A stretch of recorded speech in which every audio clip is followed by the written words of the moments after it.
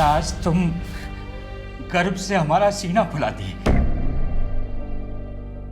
बहू की तरह नहीं, बेटे की तरह हमारा नाम रोशन किया।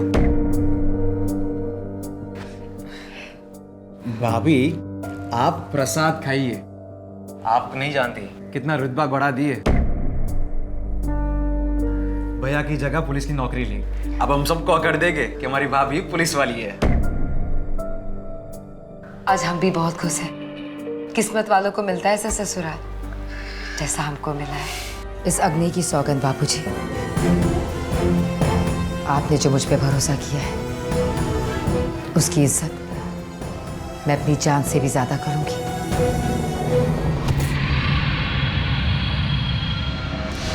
हमारी आज की कहानी एक महिला पुलिस सब इंस्पेक्टर सपना की है, जिसने अपनी ड्यूटी और अपनी घरेलू जिम्मेदारियों को बड़ी खूबी से निभाए रखा था।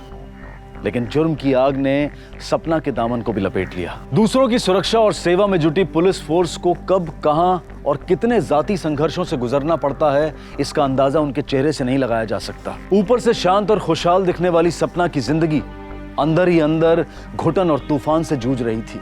लेडी पीएसआई सपना की इस तरह मौत ने सवालों के अंबार खड़े कर दिए।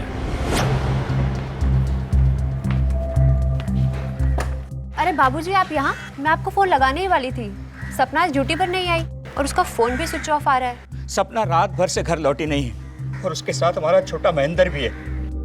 दोनों का कुछ पता नहीं चल रहा है। बहुत डर लग रहा है हमको। सपना तो आदर्श नगर का घरेलू हिंसा वाला केस हैंडल कर रही थी ना? जी सर। क्यों करते हो तुम लोग इतनी लड़ाई? हाँ, आखिरी बार कह रही हूँ, दोबारा मुझे तुम लोगों की शक्ल नहीं देखनी। अरे इतने अच्छे लगते हो एक साथ, आराम से रहो, प्रेम से रहना सीखो, ठीक है ना?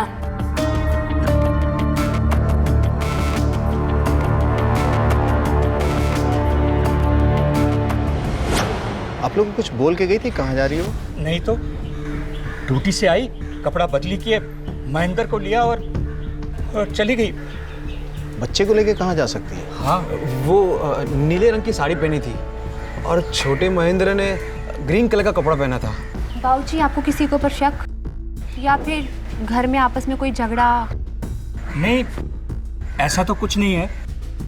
वो कहाँ गई ये कुछ मालूम नहीं। किसी को मालूम हो ना हो, विष्णुनगर थाने के पीएसआई करण कुमार को जरूर मालूम होगा।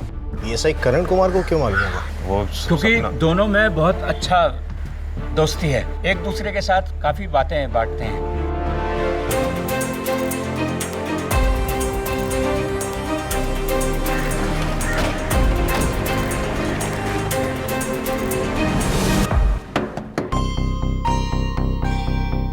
सर, आप यहाँ?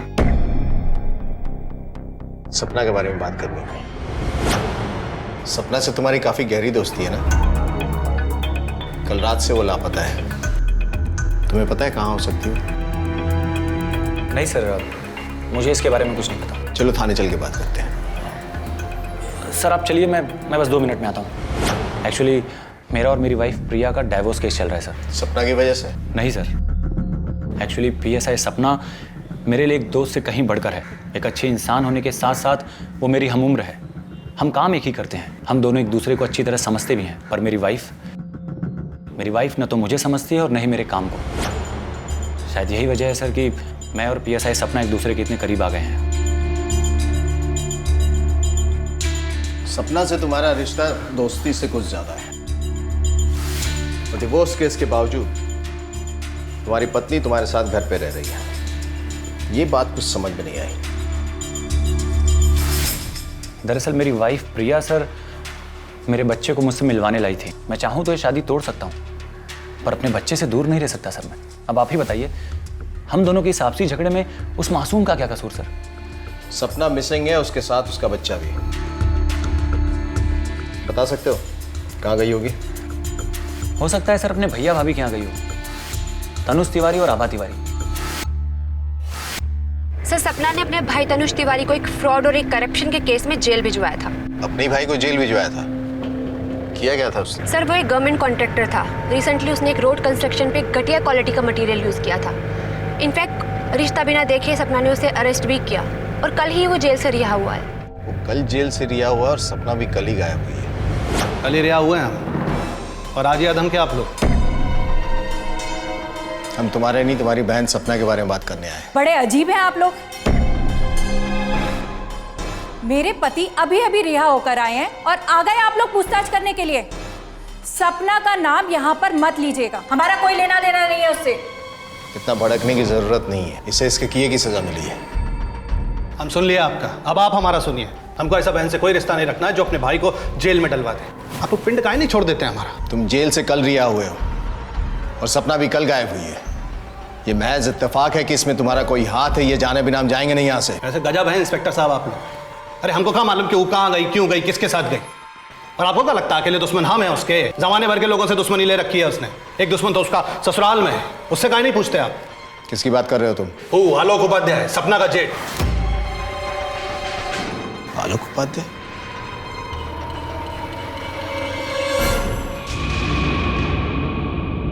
एक ईमानदार पुलिस ऑफिसर और अपनी सहयोगी सपना उपाध्याय और उसके 1 साल के बच्चे महेंद्र की गुमशुदगी पर पुलिस पूरी संवेदना के तहत इन्वेस्टिगेशन कर रही थी। फिर ये कैसे अपने थे जो परायों से भी पराये थे, एक दूसरे पर इल्जाम लगा रहे थे। हालात देखकर तो लगता था कि सपना इंसानी शक्ल में भेड़ियों के साथ रह रही है, जहां हर नजर, हर हाथ उसकी गर्दन दबोचना चाहता था। तुम यहाँ नहीं बैठ सकते। क्यों नहीं बैठ सकते? ऐसा क्या किया हम? अरे तुम ही एक आदमी हो इस घर में जो इस बात से खुश है कि सपना यहाँ से चली गई है। जब तक वो लौट कर नहीं आ जाती ना, तुम अपना शकल हमको दिखाना मत। ये मनुष्य शकल हम देखना ही नहीं चाहते। माना सपना हमको पसंद नहीं है, लेकिन छोटे महेंद्र का तो हमको भी चिंता है।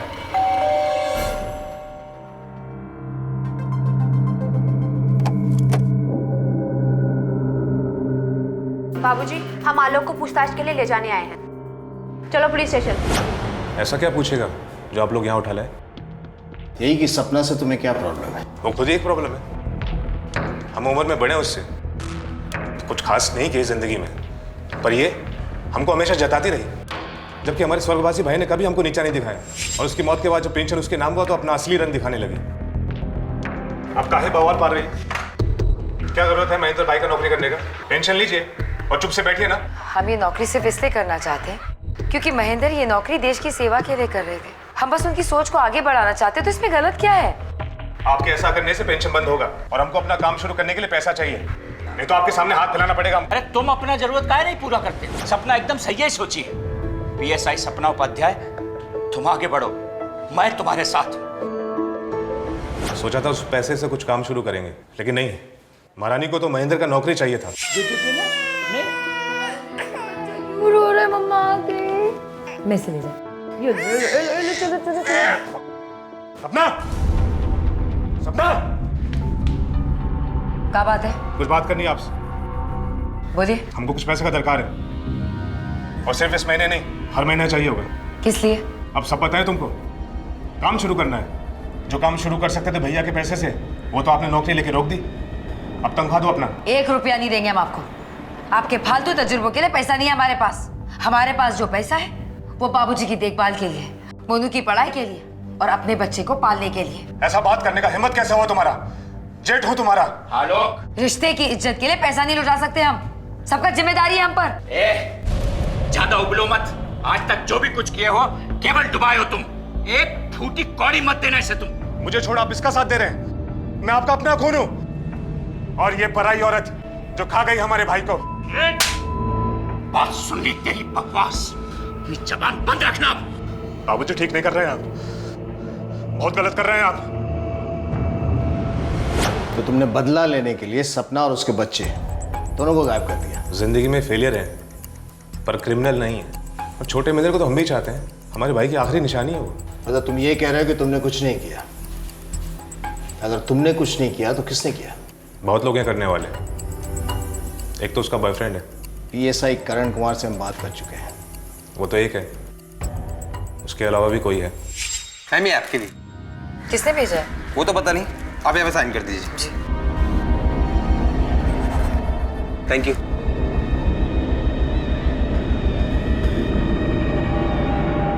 हम काहे सपोर्ट नहीं करते अपनी बहू सपना को? हम उसे अपना बेटा मानते हैं, और वो भी जिम्मेदारी उठाई है उसी तरह। बड़े बेटे आलोक की तरह नहीं।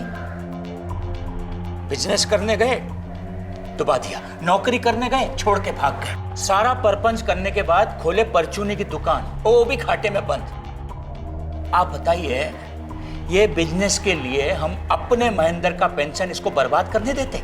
कहे सपना और महेंद्र की तलाश कुछ ऐसी पहेली की तरह से हो गई थी जिसमें एक के बाद एक बिंदु जुड़ते जा रहे थे। परिवार से शक होते होते अब एक अनजान आशिक पर भी काबिज था। कौन था ये आशिक? और अगर वो सपना का चाहने वाला था तो वो उसे नुकसान क्यों पहुंचाना चाहता था? सर, मैं यकीन से कह सकती हूँ कि सपना करण कुमार को धोखा नहीं दे सकती। वो उस टाइप की इंसान ही नहीं है। मैं भी मानता हूँ कि सपना ऐसी इंसान नहीं, वैसा नहीं करेगी, लेकिन बात की तह तक गए बिना किसी भी नतीजे पर नहीं पहुंचना चाहिए। अब ये तो पता करना पड़ेगा ना कि आलोक झूठ बोल रहा है या कोई और भी इन्वॉल्व है। सर पीएसआई सपना मैडम का मोबाइल ट्रेस हुआ है। कल रात 12 बजे शहर के बाहर जंगल के आसपास स्विच ऑफ हुआ उनका मोबाइल। रात के 12 बजे जंगल में क्या कर रही थी? हेलो, क्या? तुमने फोन किया था? हाँ साहब, लगता है किसी इंसान की लाश को कोई जला के गया। हम देखे तो आपको फोन किया साहब। सर, मोबाइल के लोकेशन के हिसाब से रात को सपना 12 बजे तक यहीं पे थी। कहीं ये सपना की डेड बॉडी तो नहीं? अंदाजा लगाने से कुछ नहीं होगा स्वाति। इन हड्डियों को डीएनए टेस्ट के लिए भेजना पड़ेगा। देखते हैं रिपोर्ट में क्या आता है। सर,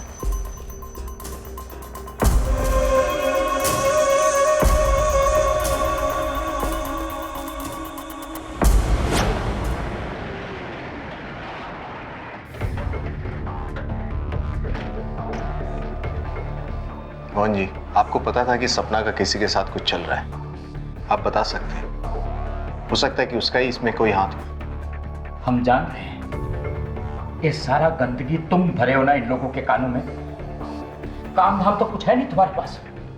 एक बात समझ लो, अगर सपना के साथ तुम कुछ किए हो ना, हम तुम्हें सूली पर चढ़ाएंगे। बाबूजी, हम एक बार सपना का रूम चेक करना चाहते हैं। जो जी में आए बुक करो बिटिया। हमारी बहू सपना और हमारा पोता दोनों का है।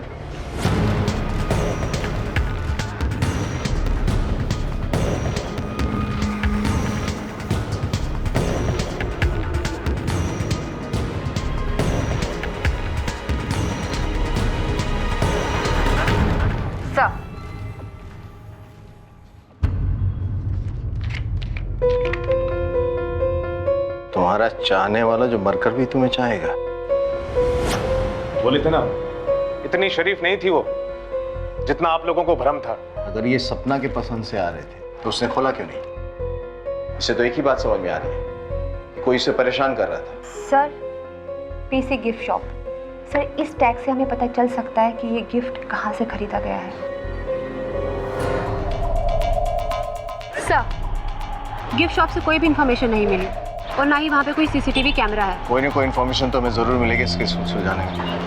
सर, कितनी अजीब जिंदगी है ना हमारी।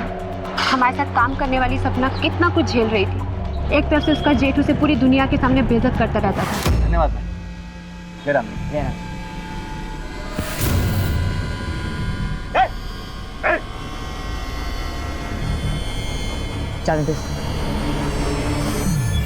और दूसरा वो पागल आशिक हर दिन उसे परेशान करता रहता था। फिर भी वो अपनी ड्यूटी कितने अच्छे से निभा रही थी। जहां एक तरफ ये सवाल सर उठाए खड़े थे, वहीं दूसरी तरफ छुप कर जलाई गई एक चिता मिली थी जिसने इस केस की दिशा बदल दी थी। कहीं वो सपना तो नहीं थी जिसे किसी ने चुपके से मोक्ष दिलाने की कोशिश की थी? पर सवाल यह है कि अगर उसका कत्ल हुआ है तो कातिल कौन है और महेंद्र कहां है? सर, भगत राम, आप सपना के साथ थे ना? जी साहब। आपने उन्हें किसी अजनबी से बात करते हुए या ऐसा कुछ देखा जो आपको अजीब लगा होगा? नहीं साहब, ऐसा तो कुछ भी नहीं लगा। लेकिन हाँ साहब, एफएम रेडियो पर मैडम के लिए किसी ने 1-2 बार गाना बजवाया था, वो भी अपना नाम छुपाकर चाहने वालों की तरफ से। सर, हमें उस रेडियो स्टेशन से उस चाहने वाले का नंबर मिल सकता है जहाँ से उसने फ़ोन किया था। इस आरजे को बुलाओ जिसने गाना बजवाया था। जी। उसका नाम बताना तो पॉसिबल नहीं होगा सर, क्योंकि उसने सपना का चाहने वाला बोल के रिक्वेस्ट दी थी। मेरे पास उसका नंबर है। हालांकि कुछ दिन पहले पीएसआई सपना खुद हमारे रेडियो स्टेशन आई थी और मैंने ही उन्हें ये नंबर दिया था। कौन है वो इंसान जो मुझे फोन कर कर मेरे नाम से गाने की रिक्वेस्ट भेजता है? नाम उसका नंबर ही है मेरे पास, मैं उसका नंबर आपको दे सकता हूँ। नाम क्या है उसका? नाम तो नहीं बता सकता मैं। साहब, नंबर तो मेरा ही है, आज आप पूछताछ कर रहे हो? कुछ दिन पहले एक दरोगा मैडम आई थी साहब, वो भी इस नंबर के बारे में हमसे पूछताछ कर रही थी। अच्छा, आपके यहाँ जो भी फ़ोन करने आता है उसमें से किसी को भी आपने अलग तरीके से बात करते हुए देखा? मतलब छुप के बात करना चाह रहा हो या धीरे बात करना चाह रहा, ऐसा कोई भी था? साहब एक लड़का आता है, सर पर नीले कलर की टोपी लगाए हुए और धूप का काला चश्मा साहब, उस तरफ मुंह करके धीरे धीरे कुछ बात करता है साहब। मतलब सपना ने इस बारे में किसी को भी इसलिए नहीं बताया क्योंकि वो खुद पता कर रही थी। सवाल तो ये है कि वो उससे मिला या नहीं। मुझे पता है वो तू ही है जो इतने दिनों से मुझे परेशान कर रहा है।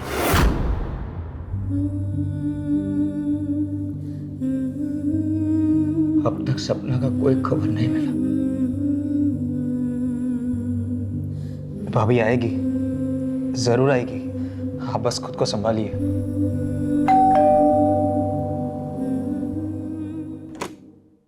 साहब आपकी चिट्ठी आई।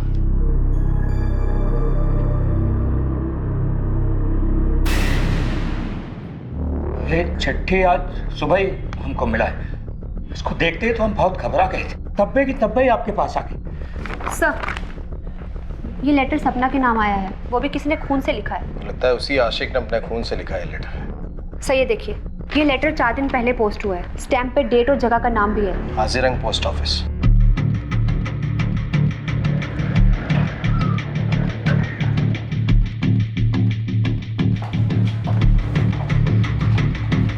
ये कुछ दिनों पहले एक लड़के ने यहाँ से पोस्ट किया था। नीले रंग की टोपी और धूप का चश्मा पहना था। आपने देखा था क्या उसे? साहब हम देखे थे उस आदमी। चेहरा देखा था? पहचान लोगे? चश्मा टोपी के बाद जितना दिखता था उतना बता सकते हैं। स्केच बनवा सकते हैं उसका?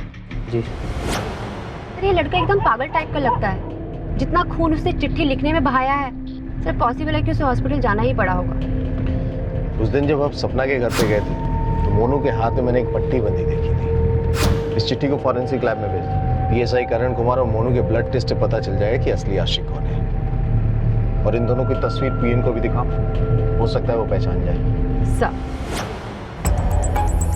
गलत बोल रहा है वो पीन, हम किसी भी पोस्ट ऑफिस गए ही नहीं है। गलतफहमी किसे अभी दूर कर देते? ब्लड रिपोर्ट लेके आना। सर ये ब्लड लेटर इसी का है। इससे पहले कि मैं तेरी सारी गलतफहमियां दूर कर दूं, सच बोलेगा तू? सपना उपाध्याय हमारी प्रेरणा है। उस जैसी औरत हम देखे ही नहीं। बिना ऑफ किए वो घर बच्चा बाहर सब संभालती है। हम उसे प्यार करते हैं तो कैसे गायब कर दे उसे? तेरी बड़ी भाभी है वो। हाँ तो हमें कोई शर्म नहीं है कि वो हमसे बड़ी है। और तेरे इस सच्चे प्यार का सपना को पता चल गया था? हाँ, जान गई थी वो। बंद करो अपना ये पागलपन, समझे? जी नहीं सकते आपके बिना। बाहर निकलो अपनी इस खुमारी से, वरना ठीक नहीं होगा। बोलो ना, अब नहीं हो सकता। उस पीएसआई करण कुमार के लिए हमें छोड़ रही हो? उसका शादी करने का कोई इरादा नहीं है आपके साथ, बस इस्तेमाल करेगा आपका। लेकिन मैं आई लव यू।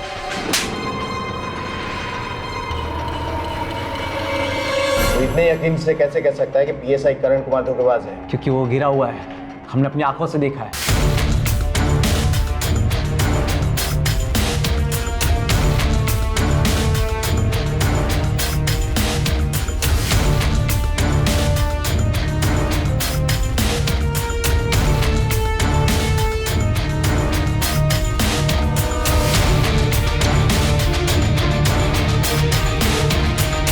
क्योंकि सपना ने तेरे सच्चे प्यार को एक्सेप्ट नहीं किया, उसके बाद भी तूने सपना और उसके बच्चे को गायब कर दिया।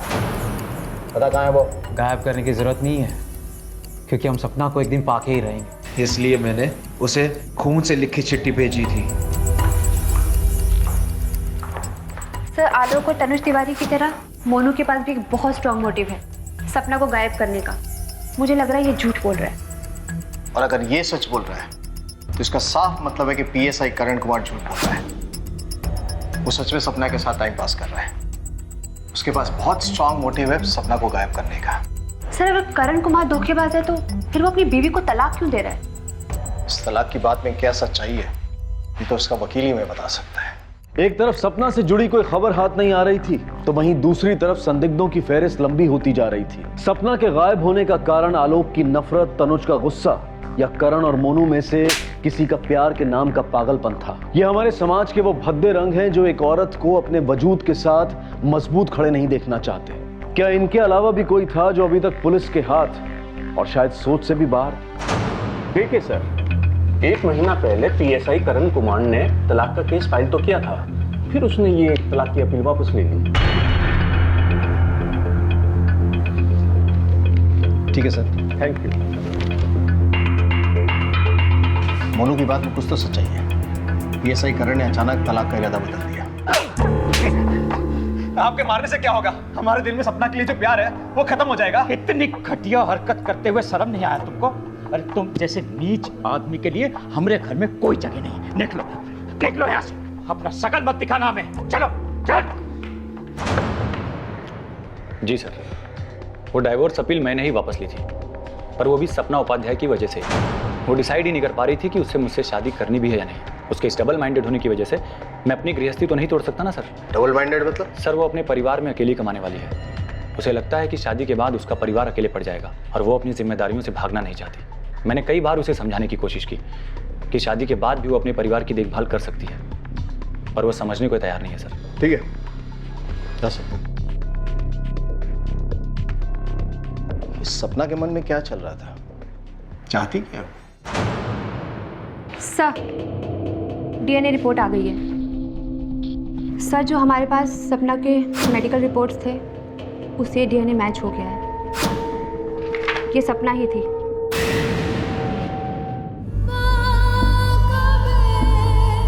इस अग्नि की सौगंध बापूजी, आपने जो मुझ पे भरोसा किया है उसकी इज्जत मैं अपनी जान से भी ज्यादा करूंगी।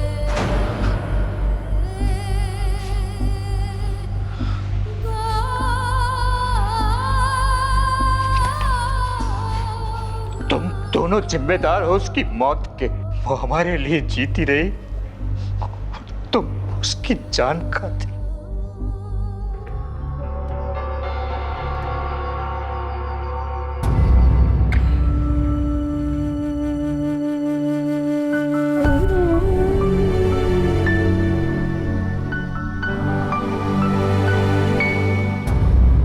तारीख को सपना का कत्ल हुआ शाम 7 बजे से लेकर 1 बजे के बीच में। सपना के भाई तनुज के बाद बहुत स्ट्रॉन्ग मोटिव है उसे मारने का, क्योंकि सपना ने उसे जेल भिजवाया था। ये लोग सपना के करीबी लोग हैं और जिस दिन तनुज रिहा हुआ था उसी दिन सपना का कत्ल हुआ था। सर, मकसद तो मोनू और करण कुमार के पास भी बहुत स्ट्रांग है। करण कुमार ने सपना से रिश्ता तोड़ा और मोनू की कम उम्र की वजह से सपना ने इसे रिजेक्ट किया। हो सकता है दोनों के प्यार की फेलियर की वजह से दोनों में से किसी ने सपना का खून कर दिया हो। अगर इस तरह देखें तो आलोक से ज्यादा नफरत तो कोई भी नहीं करता था सपना से। सर, सस्पेक्ट्स की हमारे पास कमी नहीं है, पर अभी तक हमारे पास कोई ऐसा सबूत हाथ नहीं लगा जिससे हमारा केस आगे बढ़े। चेक करो 6 तारीख को शाम 7 बजे से लेकर 1 बजे के बीच में लोग कहाँ थे और क्या कर रहे थे। उस दिन जब ये जेल से रिहा हुए हम कहीं नहीं गए थे। हम तो सिर्फ मंदिर गए और शीश नवाया भगवान को और सीधा अपने घर आए। सर, हम तो फिल्म देख रहे थे और तफरीह किए थे। आप हमारे दोस्तों को पूछ सकते हो। उस दिन मैं घर पर ही था, बहुत थक गया था इसलिए जल्दी सो गया। जी, उस दिन मैं सारी रात दारू के ठेके पर ही था।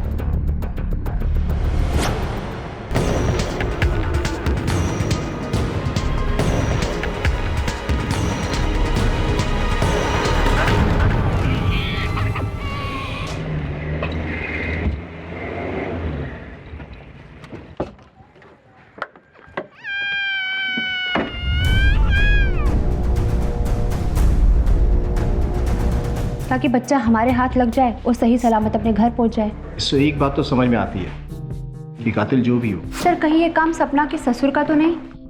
क्योंकि महेंद्र उनका एक लौता वारिस था और वो जिंदा भी बच गया। लेकिन मोहन जी के पास सपना को मारने का क्या मोटिव हो सकता है? वो तो सबसे ज्यादा केयरिंग थे और चिंतित थे उसके लाइफ के बारे में, एक बाप से भी ज्यादा। सर, हमने काफी कोशिश की पर कोई भी सुराग हाथ नहीं लगा। अब अगर नजर है तो सिर्फ मोहन जी के ऊपर। जो तुम्हारा कहना भी सही है, हमें किसी भी पहलू को नजरअंदाज नहीं करना चाहिए और ये भी पता लगाना होगा कि महेंद्र को पुलिस स्टेशन के बाहर कौन छोड़ के गया था। दौलत राम को बोले एक टीम तैयार करे और पता करे, और सपना के घर में जो मेड काम करती है उसको बुलाओ शायद उसे कोई अंदरूनी बात पता हो। सर, ये गौरी है, सपना के घर में काम करती है। इसके कहने के मुताबिक 2 हफ्ते पहले सपना और उसके ससुर के बीच में बहुत बुरी लड़ाई हुई थी। किस बात पर लड़ाई हुई थी? सर, हम तो अपना काम कर रहे थे, फिर अचानक से अंदर से चीखने चिल्लाने की आवाज आई और हमने जाके देखा। अरे अपने बेटों से ज्यादा मानती है तुमको। बाबूजी, आप गलत समझ रहे हैं हमें। बेशक हम अपनी नई जिंदगी शुरू करना चाहते हैं, इसका मतलब ये नहीं कि हम अपने पुराने रिश्तों को भूल जाएंगे। मत सिखाओ हमें, दुनिया देखी हमने।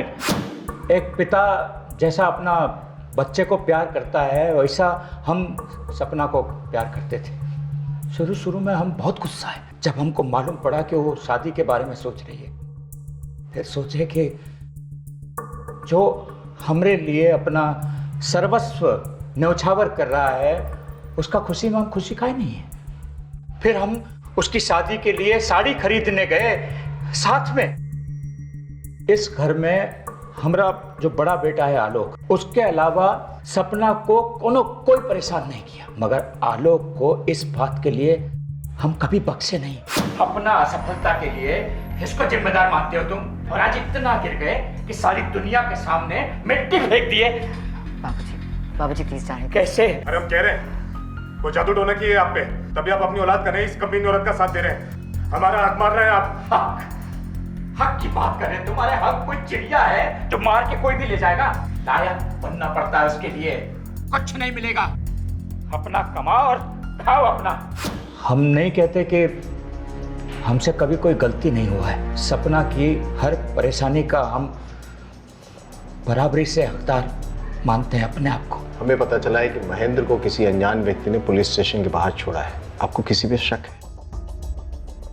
घर परिवार का तो ऐसा कुछ हमको याद नहीं पड़ता, पर बाहर कामकाज के सिलसिले में कोई दुश्मनी हुआ होगा तो फिर बता नहीं सकते। कहते हैं कि दुनिया में जिंदा रहने के लिए सिर्फ एक सहारा भी काफी है। मोहनलाल सपना का वही सहारा थे, पर अब वो भी शक के दायरे में थे।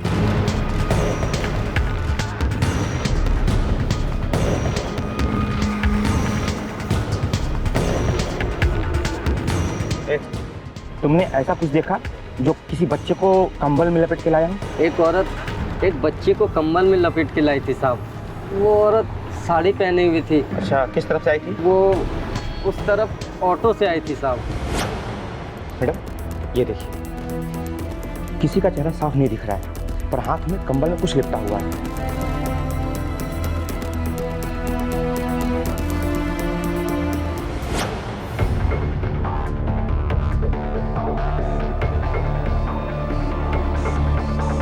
साथ का है ना कि हम सवारी अलीनगर से लेता हूँ और वो औरत वहीं से बैठी थी। सर, साड़ी की दुकान से ये इन्फॉर्मेशन मिली है कि मोहनलाल और सपना दोनों एक साथ गए थे। इसका मतलब ये है कि मोहनलाल सच कह रहा था। सर, एक और बात, तनुज तिवारी जिस जेल में बंद था वहाँ उसका किसी से झगड़ा हुआ था, जिसके कारण उसे कोई अंदरूनी चोट भी आई और अब वो बाप नहीं बन सकता। इसका मतलब है कि तनुज के पास एक और कारण था सपना को मारने का। हो सकता है वो सोच रहा हो कि सपना की मौत के बाद बच्चे की कस्टडी उससे मिल जाए और वो पेंशन पे हाथ साफ कर सके। हाँ, नहीं बन सकते ये बाप, लेकिन इसका मतलब ये तो नहीं है कि सपना के साथ हमने कुछ किया है। समझ काहे नहीं रहे? हम काहे मारेंगे उसको? कोई फायदा है हमारा? फायदा तो है, और एक नहीं दो। एक तो तुम्हारा बदला पूरा हो जाता, और दूसरा तुम लोगों को इस बात का वहम हो गया था कि सपना की मौत के बाद उसके बेटे की कस्टडी तुम लोग को मिल जाती है। चलिए मान लेते हैं आपकी बात, ये सारा का सारा प्लानिंग हमने किया, लेकिन हम पागल नहीं हैं कि जिस दिन हम रिहा हुए उसी दिन ये कांड कर दें, सपना को मार दें, ताकि सारा का सारा पुलिस फोर्स हमसे पीछे लग जाए और हमको फिर से जेल में जाके बैठना पड़े। एक बात हम आपसे छुपाए थे, लेकिन अब हम आपको वो बात बताएंगे तो आपको हमारे ऊपर भरोसा आ जाएगा। सपना के ऊपर जानलेवा हमला पहली बार नहीं हुआ था, पहले भी कई बार हो चुका था।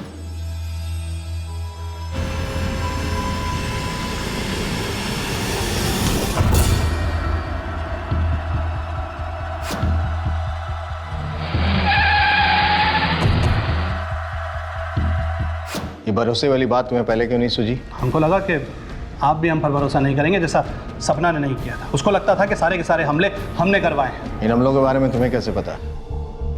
वो हमको खुद बताई थी जेल में आके। इतनी नफरत करते हो हमसे, हम पे हमला करवा रहे हो?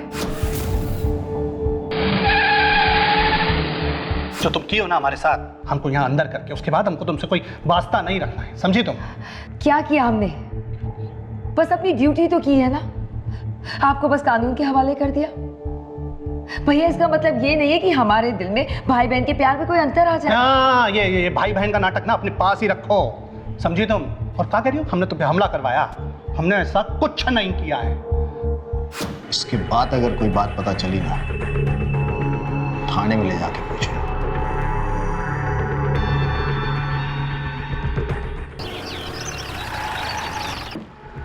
मोहनलाल जी, क्या बात है? सर, हमारा छोटा बेटा मोनू फोन किए बंद आ रहा है, सबसे पूछे ढूंढे, कुछ पता ही नहीं चल रहा उसका। ये अचानक कहाँ गायब हो गया? ठीक है, आप लोग घबराइए मत, ढूंढते हैं उसे। सर, कहीं मोनू ने सपना का फोन तो नहीं किया ना? कहीं मोनू ने सपना का फोन तो नहीं किया ना? कहीं हम उस तक पहुंच ना जाए, इस डर के मारे वो कहीं भाग गया हो। उसका मोबाइल ट्रेस करो, लास्ट लोकेशन क्या थी पता करो। सर, मोनू की फ़ोन डिटेल्स आ गई है। फ़ोन की लास्ट लोकेशन अशोकनगर, वहीं उसका फ़ोन स्विच ऑफ हुआ है।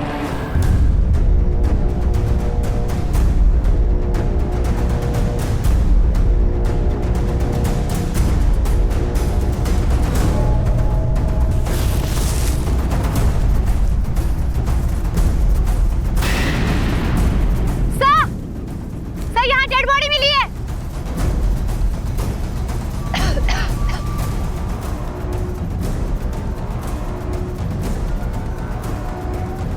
सर पर गहरी चोट है, लगता मौत इसी वजह से हुई है। हे भगवान, क्या हो रहा है मेरे साथ? पहले मेरी बहू और अब बेटा। मोनू का किसी के साथ कोई झगड़ा हुआ था क्या? नहीं साहब, वो घर से निकलते ही कहा था जो दोस्त थे दुश्मनी कर अपने में मगन रहता था।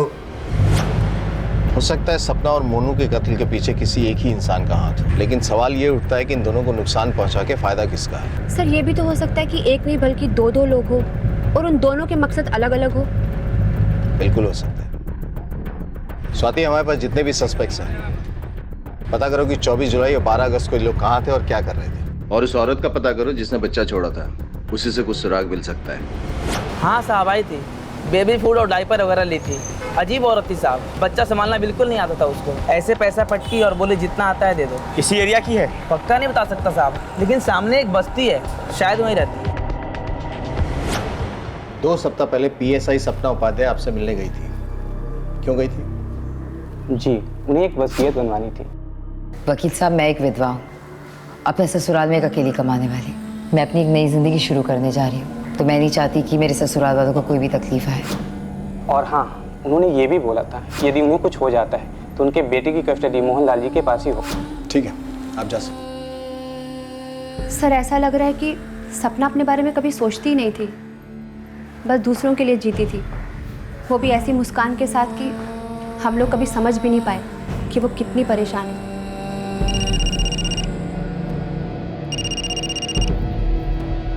हेलो।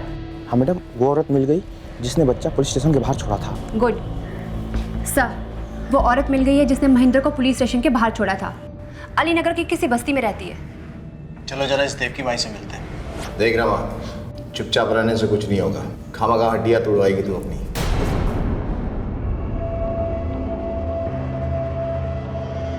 हाँ, ये सब हम ही किए हैं। अपनी बहू को बेटा बनाया और अपने बेटे को, अपने खून को कुत्ता के जैसे लताड़े। जबान संभाल के बात करो, नहीं यही जबान खींच के गले में लपेट देंगे, समझे? वो प्रेम में पड़कर शादी करना चाहती थी, नई जिंदगी जीना चाहती थी। जी बाबूजी, मुझे PSI करण कुमार से शादी करनी है। हम कभी नहीं सोचे थे कि तुम हमें मझधार में छोड़ोगी। अगर ये शादी हो जाता ना, तो वो नौकरी तो जाती जाती। 18 साल तक जो हमारे महेंद्र को पेंशन मिलने वाली थी, वो भी वही खाती। हमारा पोता हमसे दूर हो जाता सो अलग। ये देख, जिसको तूने गद्दार समझ के मार दिया, उसने जीते जी अपना पैसा और अपना बेटा दोनों तेरे नाम कर दिया था। मैं अपनी एक नई जिंदगी शुरू करने जा रही हूँ, तो मैं नहीं चाहती कि मेरे ससुराल वालों को कोई भी तकलीफ आए। अपने छोटे बेटे मोनू, उसको क्यों मारा तूने? रमा के घर गए तो पीछा करते करते वहाँ आ गया हो। घर पे आके हमारा बहुत बहस भी हुआ उससे। का नाप शनाप पकड़ा है, तू दारू पिए का? बातें मत घुमाइए। भाभी उस दिन रात को नहीं लौटी थी, पर आप रात को 2 बजे लौट गए थे। हम सब समझ गए, हम पुलिस को बता देंगे। जैसा किया है वैसा भुगत। देश की सेवा के जज्बे के साथ पुलिस में भर्ती हुई सपना उपाध्याय का परिवार दूसरों की मेहनत पर जीने का आदी था, लेकिन सपना ने अपने परिवार के लिए कभी ना बुरा सोचा और ना बुरा किया। लेकिन बिना किसी ठोस सबूत या दलील के मोहनलाल ने सपना के लिए बहुत कुछ बुरा सोच लिया और सब कुछ नष्ट कर दिया। ये कहानी एक सीख है उन सब के लिए जो अच्छाई तो करते हैं, लेकिन आंखें मूंद कर और अपने आसपास के खतरों को पहचान नहीं पाते।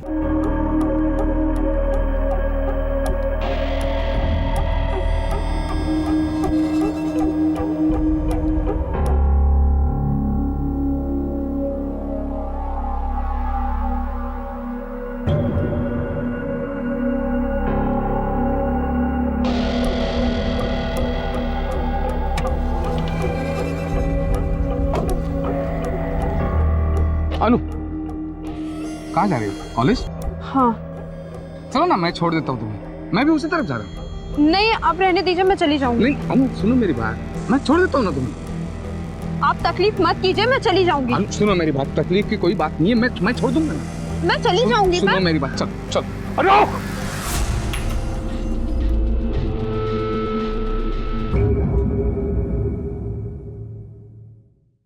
अनु उतरो, गाड़ी से उतरो, मत जाओ। अनु गाड़ी में उतरो। अनु उतर जाओ गाड़ी से। अनु, अनु गाड़ी से उतरो। अनु, अनु।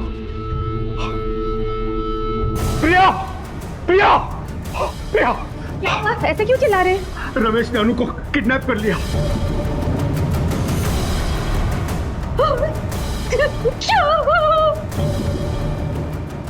हमें सताने के लिए अनु को टॉर्चर करेगा। जानता हूं उस कमीने को।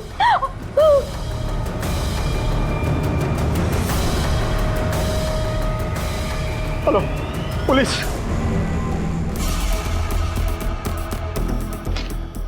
राणे सर, हर एक ट्रैफिक सिग्नल पर इस गाड़ी नंबर को मैसेज करो, जहां जहां हमने नाकाबंदी की है वहां पर भी जाओ।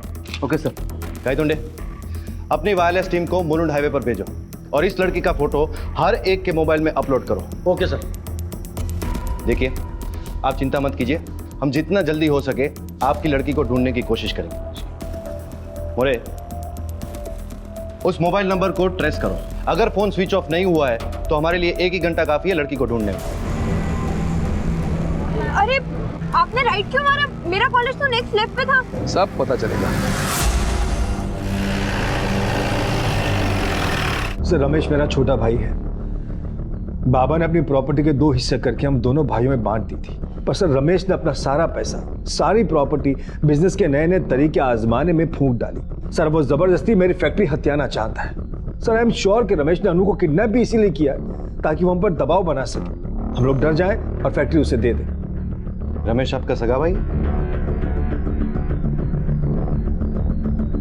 हाँ।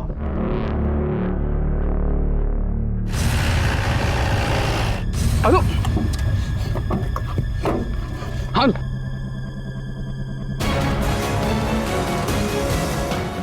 चल चल चल। साहब, साहब मैंने कुछ नहीं किया साहब। मैडम, गाड़ी रोक के दिला। साहब मत मारो साहब। साहब मत मारो साहब। साहब मैंने कुछ नहीं किया साहब। वो प्रवीण झूठ बोल रहा है साहब। मैंने अनु को किडनैप नहीं किया। आप चाहे तो अनु से पूछ लो ना। काका सच बोल रहे हैं, उन्होंने मुझे किडनैप नहीं किया था। मैं खुद अपनी मर्जी से उनके साथ गई थी। आप प्लीज काका को छोड़ दीजिए। वेरी जाली इसका तू। बाबा प्लीज, मतलब बोलू दिया। सर, सर प्लीज उनको छोड़ दीजिए। आपको चाहिए तो मैं आपको राइटिंग में लिख के देती हूँ कि मैं खुद उनके साथ गई थी।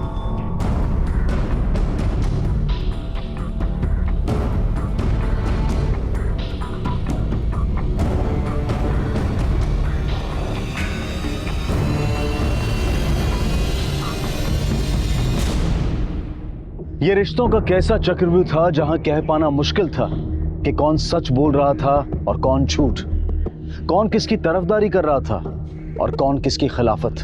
अन्नू और रमेश झूठ बोल रहे थे या फिर प्रवीण और प्रिया। आखिर ये अपहरण था या सिर्फ दर्शाया गया था? और प्रवीण की बेटी अन्नू रमेश को क्यों बचा रही थी? प्रवीण ने जायदाद की बात सच कही या झूठ? रमेश जायदाद हड़पना चाहता था या अपना जायज हक मांग रहा था? इन सभी सवालों के साथ यह केस शुरू हुआ, लेकिन 6 महीने के बाद कुछ ऐसा घटा जिसने इन सवालों पर ही सवाल खड़े कर दिए।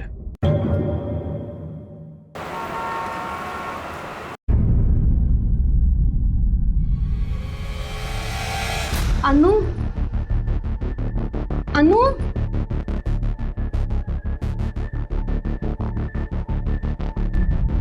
अनु,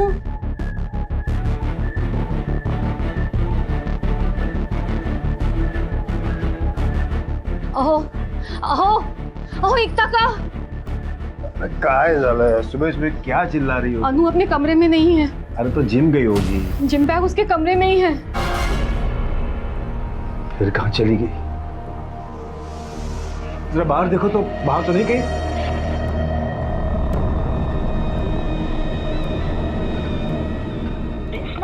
Can't be reached right now. Anu, Anu,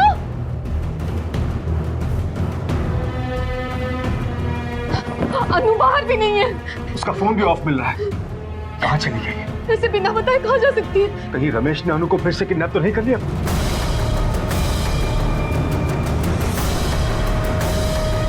hello, police?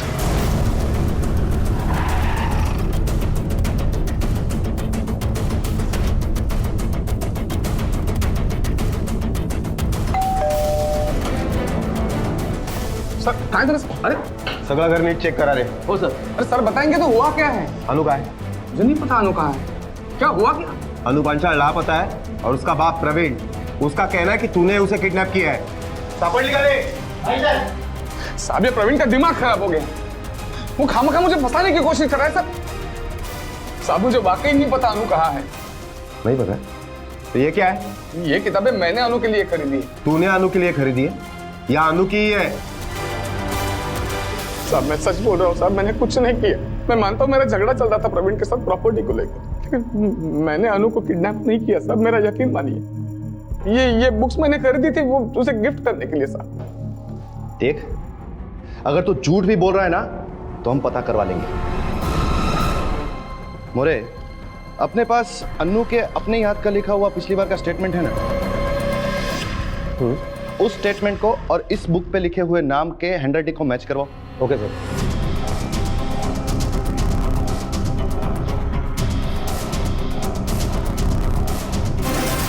ये अनु की हैंडराइटिंग है। बिना उस तक पहुंचे उसकी हैंडराइटिंग इस पर कैसे आई? बोल। मुझे मेरे वकील से बात करनी है साहब। 1000 बार समझाया था तुम्हें कि अनु पर नजर रखो, उसका ध्यान रखो, पर नहीं, तुमने उसे इतना सर पे चढ़ा दिया। आज देखो क्या हालत हो गई। हाँ, जैसे सब मैंने किया है, मैंने ही बिगाड़ा है उसे। अरे बच्चे की जिम्मेदारी सिर्फ माँ की ही नहीं, बाप की भी होती है। और पिछले कुछ दिनों से तो पता नहीं क्या हुआ है अनु को। ना कोई बात सुनती है, ना मानती है, और कुछ पूछो तो सीधा मुझे जवाब तक नहीं देती। तूने क्या सोचा हाँ? कि तुम मेरे ऊपर झूठे केस डाल के मुझे बार बार अंदर करवाओगे, फिर मैं जेल में सड़ता रहूंगा और पूरी जायदाद तुम अकेले खा जाओगे। खा जाएगा मतलब? ये मेरा हिस्सा है, अब मैं तुझे उसमें से चवन्नी भी नहीं दूंगा। तूने अपनी सारी जायदाद, सारा पैसा अय्याश में उड़ा दिया, तो इसमें मेरी क्या गलती है? तो मैं भी देखता हूँ कि तुम मुझे फैक्ट्री में से आधा हिस्सा कैसे नहीं देते हो। बहुत हो गया प्यार व्यार का नाटक। अब देख, तू सोच भी नहीं पाएगा तेरे साथ मैं क्या करूंगा।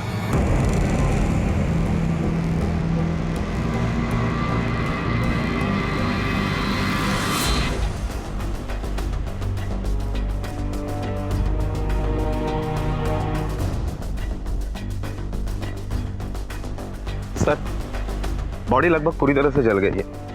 आसपास पड़े हुए जले हुए कपड़े को टुकड़े से लगता है कि शायद ये बॉडी किसी लड़की की हो सकती है। कुछ मिला है आसपास? नहीं सर, बॉडी आइडेंटिफाई की जा सके ऐसा कुछ भी नहीं मिला। लगता है आसपास की पत्तियों और लकड़ियों पर पेट्रोल डाल के जलाया गया है। सर, हमारे पुलिस स्टेशन में अनु पांचाल और ऐसी 2 लड़कियों के आसपास की पुलिस स्टेशन में मिसिंग कंप्लेंट दर्ज है। अगर इस बॉडी के बोन्स के डीएनए और उन तीनों के फैमिली के डीएनए को मैच किया जाए तो शायद पता चल सकता है कि यह बॉडी किसकी है। हमारे पास कोई रास्ता नहीं, बॉडी को पोस्टमार्टम के लिए भेजो। ओके जी सर। ओके सर, अनु का कुछ पता चला? फिलहाल तो नहीं, लेकिन हमें एक डेड बॉडी मिली है जो पूरी तरह से जल चुकी है और इसीलिए आपको अपना ब्लड टेस्ट करवाना होगा, जिससे हम ये पता कर पाए कि वो बॉडी अन्नू की है या नहीं। नहीं सर, मेरी बेटी अनु नहीं हो सकती सर। देखिए, हम भी ये उम्मीद करते हैं कि वो बॉडी अनु की ना हो और इसीलिए आपको एबीओ टेस्ट करवाना पड़ेगा। आपका कहना था कि आखिरी बार आपने अनु को रात में देखा था। यह भी हो सकता है कि वो सुबह नहीं रात में गायब हुई हो। नहीं सर, रात के 10 बजे कल अनु सो गई थी, उसके सोने के बाद ही मैं सोने गई थी। आप कहाँ थे? सर, मैं भी तकरीबन 10:30 बजे सो गया था। पता नहीं मेरी बच्ची किस हाल में होगी, रमेश ने उसके साथ क्या किया होगा। आपने रमेश को जब जेल में बंद किया था तो उसे छोड़ा क्यों? बेल के लिए अप्लाई करने का हक सभी को होता है। रमेश ने भी एंटीसिपेटरी बेल ली है। उसके कहने के मुताबिक उसको झूठे केस में फंसाने की कोशिश की जा रही है। सर, झूठा मैं नहीं, झूठा रमेश है। वो हमारी फैक्ट्री हड़पना चाहता है। हम उसे अरेस्ट तो कर सकते हैं, लेकिन उसके लिए बॉडी आइडेंटिफाई होना बहुत जरूरी है।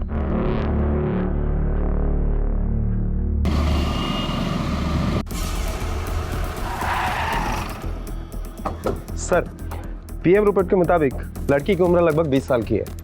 जलने से नहीं बल्कि गला दबाने से उसकी मौत हुई है। जलाने के पहले उसकी मौत हो चुकी थी। एबीए रिपोर्ट के मुताबिक प्रिया का ब्लड सैंपल डेड बॉडी से मिले हुए सैंपल से मैच कर रहा है। इसका मतलब वो बॉडी 99% अनु पांचाल की है। सर, हमने मर्डर के वक्त रमेश पांचाल का मोबाइल लोकेशन ट्रेस किया। वो घर पर ही था। क्राइम स्पॉट पे उसके होने का कोई सबूत नहीं मिला। ये भी तो हो सकता है कि उसने हमें गुमराह करने के लिए अपना मोबाइल घर पे छोड़ दिया हो और ये काम किसी और से करवाया हो सकता है। सर, हमने अनु के भी मोबाइल का लास्ट लोकेशन चेक किया। घर से 10 किलोमीटर की दूरी पर अनु का मोबाइल ऑन तो था, लेकिन क्राइम स्पॉट पर पहुंचते पहुंचते शायद वो स्विच ऑफ हो गए। वो अनु के मोबाइल से कुछ पता चला? हाँ सर, अनु के मोबाइल के कॉन्टैक्ट लिस्ट में एक नंबर दिल नाम से सेव है। वो किसी अनिल सावंत के नाम से रजिस्टर्ड है। सर, ये अनिल सावंत और अनु के मोबाइल में काफी एसएमएस एक्सचेंज हुए, जिसमें से एक एसएमएस ऐसा है कि तुम सिर्फ मेरी हो, मैं तुम्हें किसी और की नहीं होने दूंगा, इस टाइप का है। ये अनिल सावंत का एड्रेस मिला ना? हाँ सर। एक मिनट, ये अनिल सावंत का घर है? हो, बोलवा चला जरा। मुझे मालूम नहीं है कहाँ है वो। अभी तो उसका फोन भी बंद आ रहा है साहब। वो सुबह जब घर आया था। अरे अनिल, किधर था रे तू? अरे आज तेरा जन्मदिन है। अरे ये क्या झाले रे बाबा, ये कैसे जला है? अरे अनिल बोलना, ये कैसे हुआ है? चल मैं तेरी दवाई लेकर आती हूँ। उसका हाथ थोड़ा जला हुआ था, फिर मैं उसके लिए खाना लेने के लिए अंदर गई, तब तक वो जा चुका था साहब। साहब, कुछ हुआ है क्या? नहीं, कुछ नहीं हुआ है। अगर अनिल वापस आता है तो मुझे इस नंबर पर फोन कर रहा। अच्छा, आपके पास अनिल की कोई फोटो है? जी साहब, है।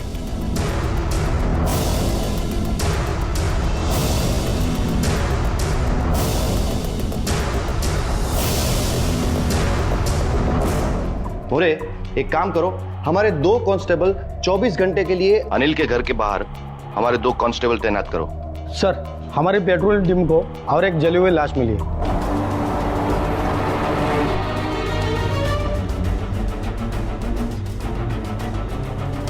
सर, यहाँ पे किसी ने ये बॉडी जलाई है। पेट्रोलिंग के समय हमारी टीम की नज़र जब इस बॉडी पे पड़ी सर, तब फौरन ही आग बुझा दी सर।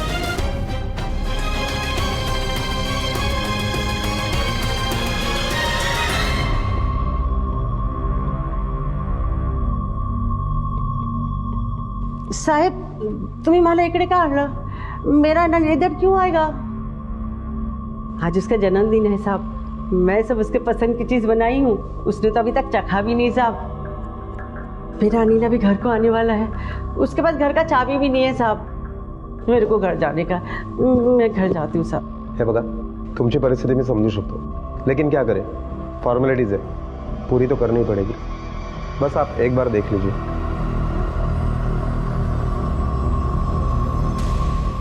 अनिल! किसने मारा होगा आपके बेटे को? वही आदमी साहब कुछ दिन पहले मेरे घर पे आया था धमकी देने को। अनिल, अनिल बाहर निकल तू। किधर अनिल? अरे कौन है आप? चुप, आज तेरी आश्वी का भूत उतार के रहूंगा। अरे रुको अनिल, अरे रुको, अंदर मत जाओ। बाहर निकल। अरे रुको। अनिल कहाँ है? अनिल, अरे बाहर आओ। अनिल कहाँ है? अनिल घर पर नहीं है। क्या हुआ है? कुछ किया है क्या मेरे अनिल ने? मेरी बेटी को प्यार के नाम पे पागल बना रहा है।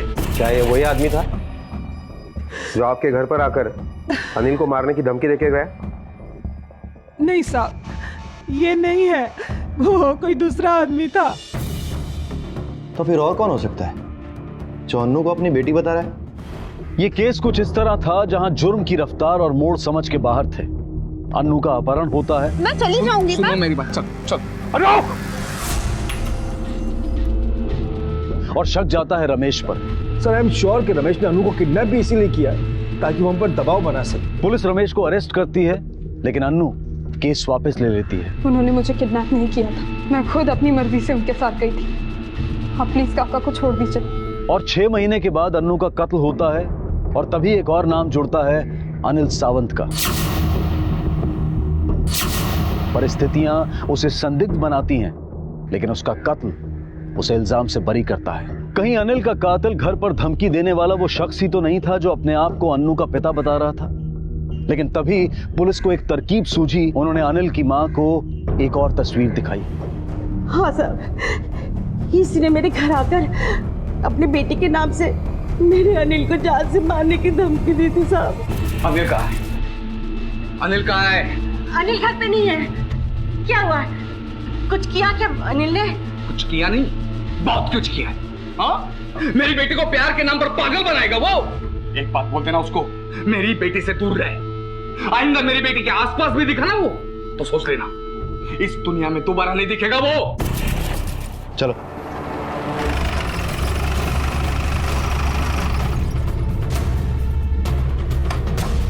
राणे, थोड़ा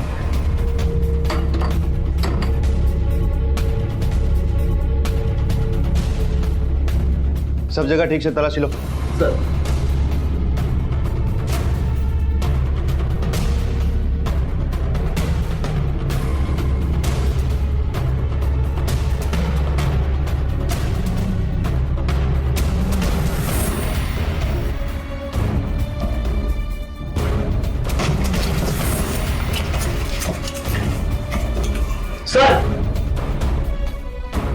सर बहुत अजीब बात है, अनु के माँ बाप की और रमेश की बिल्कुल नहीं जमती, फिर भी इस एल्बम में अनु की ही सारी फोटो है। हो सकता है अनु रमेश की बेटी हो और अनिल और अनु के कत्ल का राज यही हो। बिल्कुल पॉसिबल है सर, क्योंकि उस दिन बॉडी की शिनाख्त के लिए जब हमने प्रवीण से डीएनए सैंपल मांगा तब प्रिया ने मना करके खुद का ब्लड सैंपल दिया था। इन्होंने सुबह से कुछ खाया नहीं है, तो हो सकता है कि चक्कर खा के गिर जाए। क्या ऐसा नहीं हो सकता कि डीएनए टेस्ट के लिए आप मेरा ब्लड ले लें? क्योंकि प्रिया जानती थी कि प्रवीण अनु का बाप नहीं है और प्रवीण का ब्लड सैंपल अगर लिया जाता तो डीएनए मैच नहीं करता और प्रवीण को पता चल जाता। लेकिन सर हम ये कैसे साबित कर सकते हैं कि अनु प्रवीण की नहीं रमेश की बेटी है? फिलहाल हम प्रिया से डायरेक्ट तो नहीं पूछ सकते। ये बात जरूर रमेश का है, क्योंकि उसके अलावा यहाँ पर कोई नहीं रहता। इसको फॉरेंसिक के लिए भेजो।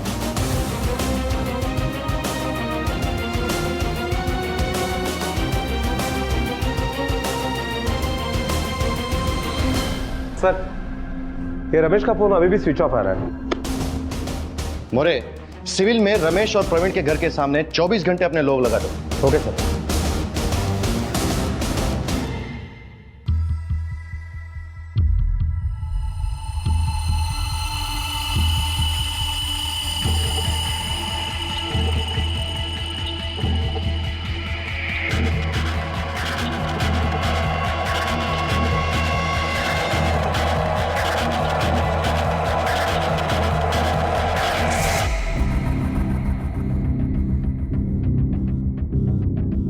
आ गया आपका घर।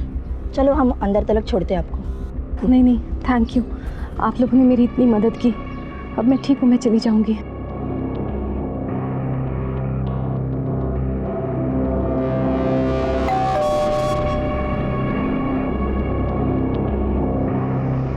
क्या हुआ? ये चोट कैसे लगी तुम्हें? किसने किया ये?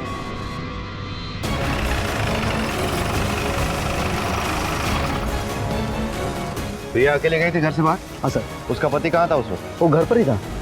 किसी ने पीछे से मुझ पर हमला किया, पर मैं देख नहीं पाई कि वो कौन था। सर मुझे पक्का यकीन है कि वो रमेश ही था।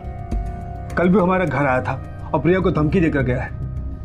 बताओ ना प्रिया, क्या बोल रहा था? हाँ, कल वो हमें धमकी देकर गया कि आखिर किस काम में इतनी बिजी थी? वो 2 टके का लड़का आदिल और अपनी अनु उसके साथ प्यार में पागल होकर घूम रही थी, और तुम हो कि तुम यहाँ आराम से बैठी हो, चिंता तक नहीं है। ये तुम बोल रहे हो जिसने आज तक सिर्फ सब कुछ बिगाड़ा ही है। अपने गिरबान में तो झांकते नहीं हो, दूसरे पर उंगली उठाने चले आते हो। तुम्हें पता चल गया तो तुमने क्या कर लिया? हाँ देख, ये बकवास ना अपने पति के साथ किया कर, मेरे साथ नहीं, समझी? मैं तुम्हें सिर्फ ये बताने के लिए आया था कि उस अनिल को अपने किए की सजा मिल गई।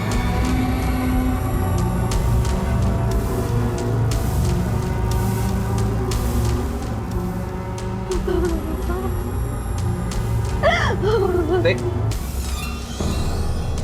ये रोने धोने का नाटक बंद कर और चुपचाप प्रवीण से कह दे कि फैक्ट्री का हिस्सा मेरे नाम पे कर दे, वरना तुम्हें पता है मैं क्या कर सकता हूँ। वो हमारे परिवार के साथ कुछ भी बुरा करेगा।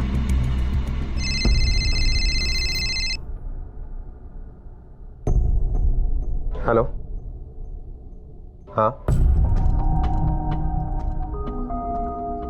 ठीक है सर।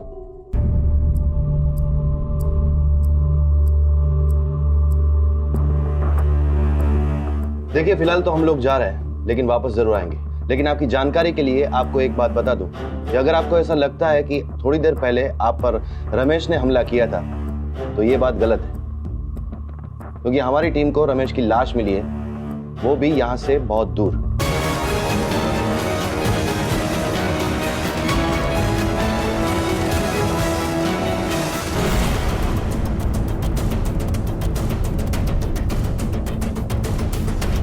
सर पेट से काफी खून बह गया है, काफी गहरा घाव है। आसपास कोई हथियार भी नहीं मिला। मुझे लगता है खूनी कत्ल करने के बाद हथियार के साथ ही भाग गया। मोरे, अगर पेट में चाकू मारा गया है तो शर्ट फटा हुआ होना चाहिए, लेकिन ताज्जुब की बात यह है कि शर्ट साबुत है और पेट फटा हुआ है। सर मुझे लगता है कि छीना झपटी में रमेश का शर्ट ऊपर हुआ होगा और इसलिए चाकू मारते वक्त पेट तो फट गया, लेकिन शर्ट साबुत है। हो सकता है, लेकिन सवाल ये खड़ा हो गया है कि रमेश ने अनु और अनिल का कत्ल किया था, तो अब उसका कत्ल किसने किया? सर एक शख्स है जो रमेश का खून कर सकता है, लेकिन अभी यकीन से कुछ कहा नहीं जा सकता जब तक कंफर्म नहीं होता।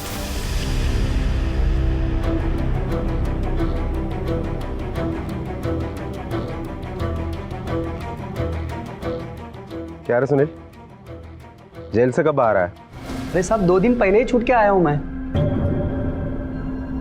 और आते ही क्राइम कर दिया, मार दिया रमेश को, क्योंकि तेरी माँ को यकीन था कि उसी ने अनिल को मारा था। साहब अनिल मेरा छोटा भाई था, बहुत प्यार करता था मैं उसको, बहुत रोया साहब जब पता चला किसी ने उसको मार दिया।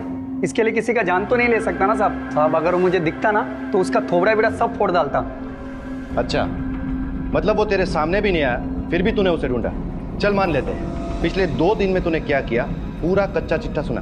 अब कोई ऐसे तो रिया होके नहीं आएगा ना, पेरोल पे छूट के आया हूँ। आप पेरोल ऑफिसर से पूछ लो ना किधर किधर गया, क्या क्या किया, वो सब पता चलेगा आपको। अच्छा, बहुत स्मार्ट बन गया है तू, पुलिस को कानून सिखाएगा। जब तक इसकी पूरी इंफॉर्मेशन नहीं आती, बिठा के रखो इसको इधर।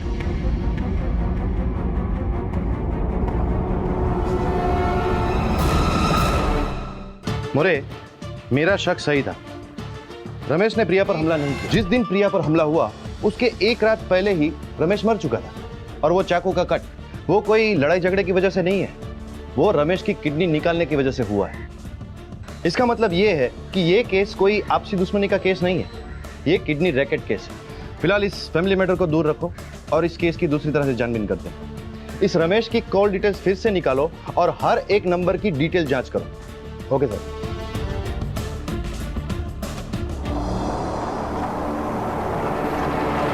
सर हमें रमेश के मोबाइल में और एक नंबर मिला है। यह नंबर किसी पिंकी पजनानी के नाम से रजिस्टर्ड है। हमें उसका एड्रेस भी मिल गया है। पता करो ये कौन है और रमेश से उसका क्या वास्ता था। Okay sir.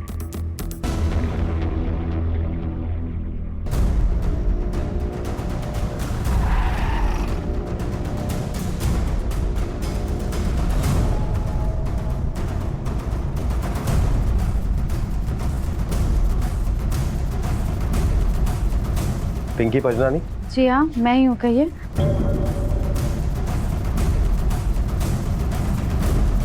ये नंबर तुम्हारा ही है? जी नहीं, ये नंबर मेरा नहीं है। देखो, झूठ बोलने से फायदा नहीं है। हमें मोबाइल सर्विस प्रोवाइडर कंपनी से पता चल गया है कि यह नंबर तुम्हारे ही नाम से और इसी एड्रेस पर रजिस्टर्ड है। देखिए सर, मेरा फ़ोन मेरे हाथ में है।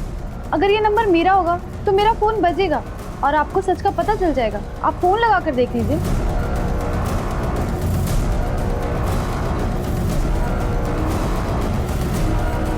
आपके द्वारा डायल किया गया नंबर अभी नेटवर्क क्षेत्र से बाहर है। कृपया कुछ समय बाद फिर कोशिश करें। अब तो आपको मेरी बात पे यकीन हो गया होगा। मैं वैसे भी बहुत लेट हो चुकी हूँ और मुझे काम के लिए निकलना है। अनाथ हूँ ना, एक दिन का काम भी बहुत नुकसान करता है मुझे। मैं चलती हूँ।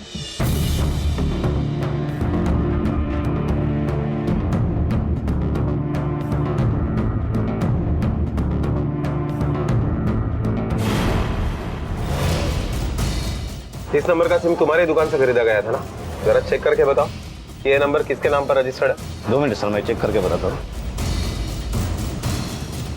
ये नंबर सिम किसी पिंकी पंजनानी के नाम पे रजिस्टर है। ये रहा उसका आईडी प्रूफ और एड्रेस। लेकिन वो लड़की तो कह रही है कि ये नंबर उसका नहीं है। इस लड़की के डॉक्यूमेंट पर किसी और को बेचा था क्या? पॉसिबल है नहीं सर। सिम देते समय सारे डॉक्यूमेंट मैं खुद चेक करता हूँ। किसी एक के डॉक्यूमेंट में किसी दूसरे को सिम देता ही नहीं सर। ये पिंकी हमसे झूठ क्यों बोल रही है? कुछ छुपा रही है।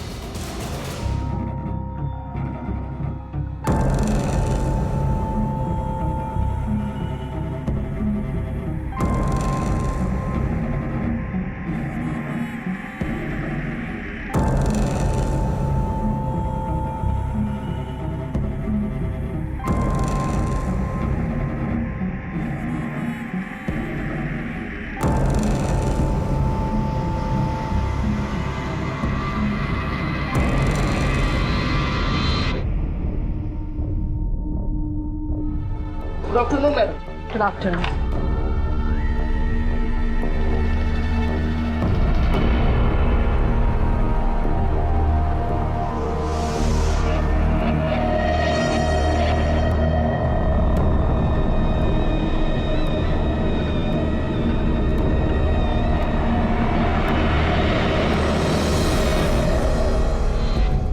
पिंकी नाम की सेल्स गर्ल है। असल में इसका काम कुछ और ही है।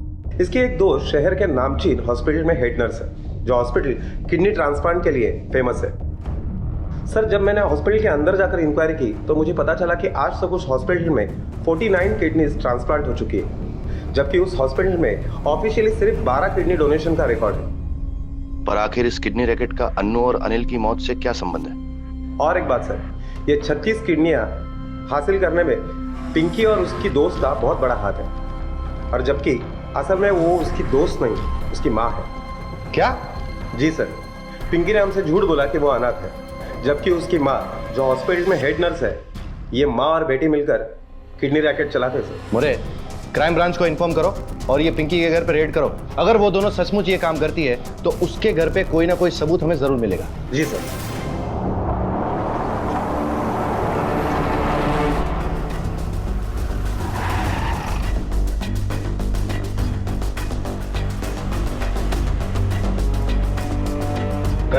Yes, sir.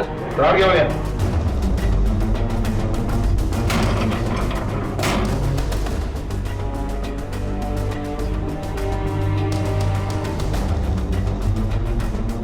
अपना घर तलाश करो सर, ठीक तरह से तलाशी लेना।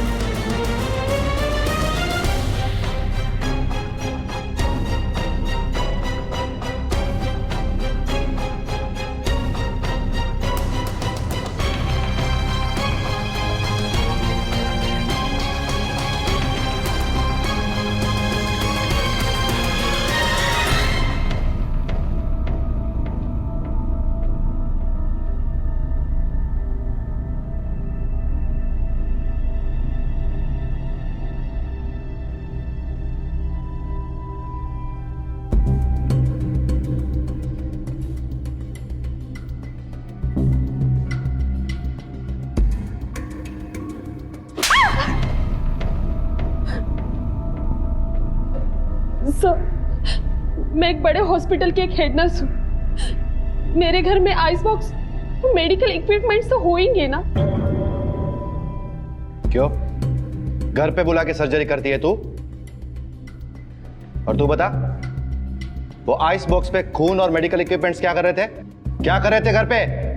देखो, अच्छा होगा अगर बिना मलहम पट्टी के तुम लोग बोल दो, वरना वो हालत करेंगे ना कि सर्जरी के भी लायक नहीं बचोगी।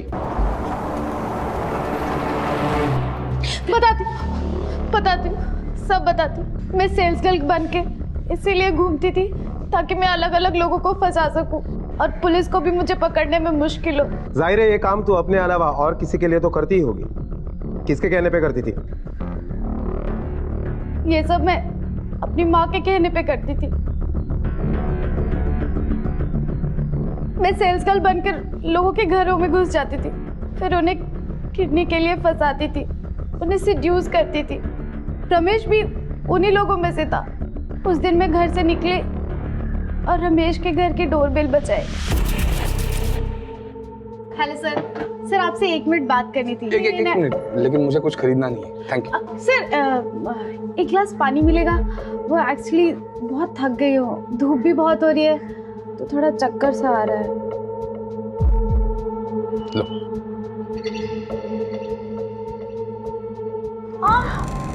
अरे क्या हुआ? अरे जब वो पूरी तरह मेरे जाल में फंस गया था तो मैं उसे शहर से दूर एक सुनसान जगह पर लेकर गई और उसे सेड्यूस करते करते क्लोरोफॉर्म वाला रुमाल सुंघा दिया, जो कि हम हर बार करते थे। जब वो बेहोश हो गया तो मैंने माँ को बुलाया और माँ ने अपना काम कर दिया, उसकी किडनी निकाल ली। ये दोनों आपके किडनी रैकेट केस के गुनहगार हैं।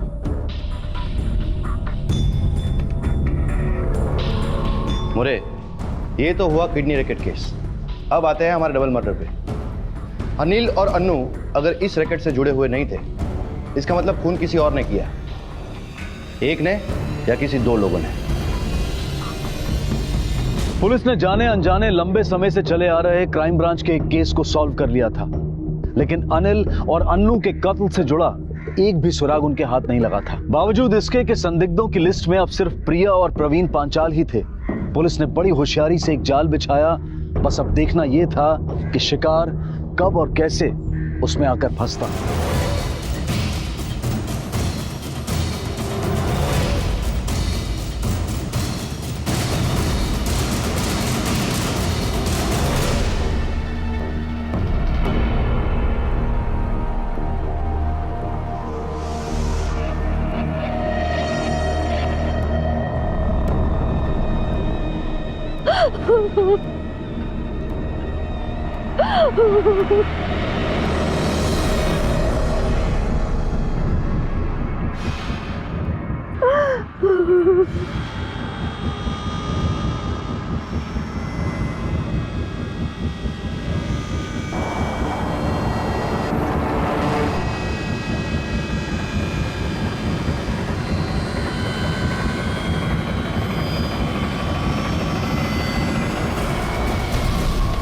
कुछ नहीं किया।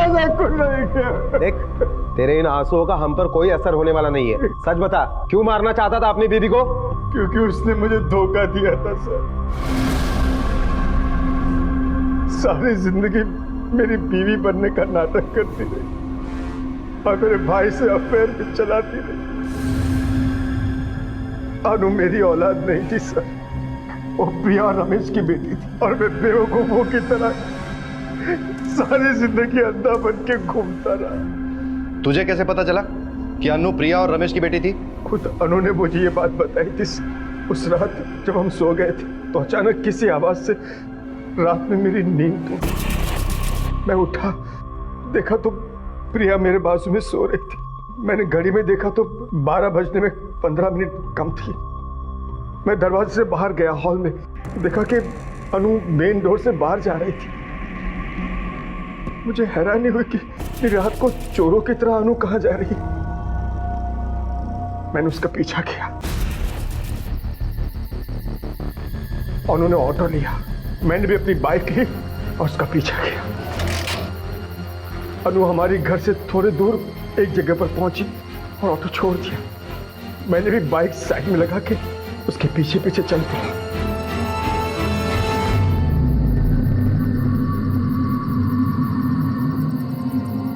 Happy birthday. अनु, अरे देखा 12 बजे विश किया है मैंने, इसलिए अब कोई चैलेंज मत देना मुझे। हाँ, लेकिन मैं तुमसे नाराज हूँ। क्या? कि बर्थडे मेरा है और सुंदर तुम लग रही हो। मैं तो हमेशा ही सुंदर दिखती हूँ। प्यारी लड़की। अनु,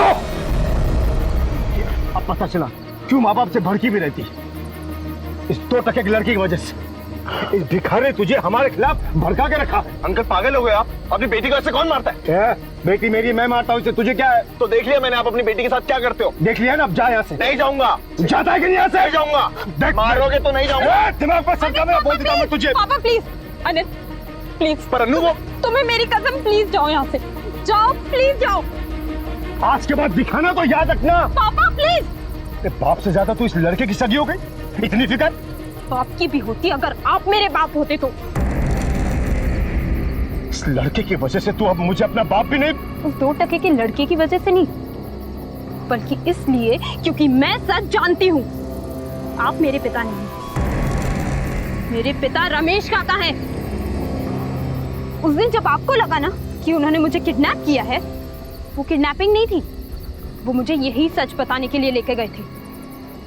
और मैंने मम्मी से भी यही पूछा, उन्होंने भी मुझे यही बोला है कि आप मेरे पिता नहीं हैं। तो प्लीज ये पिता का हक जताना बंद कीजिए, वरना मैं और भी बदतमीज हो सकती हूँ। जब मुझे एहसास हुआ कि अनु मर गई है तो मुझे समझ नहीं आया कि मैं क्या करूं।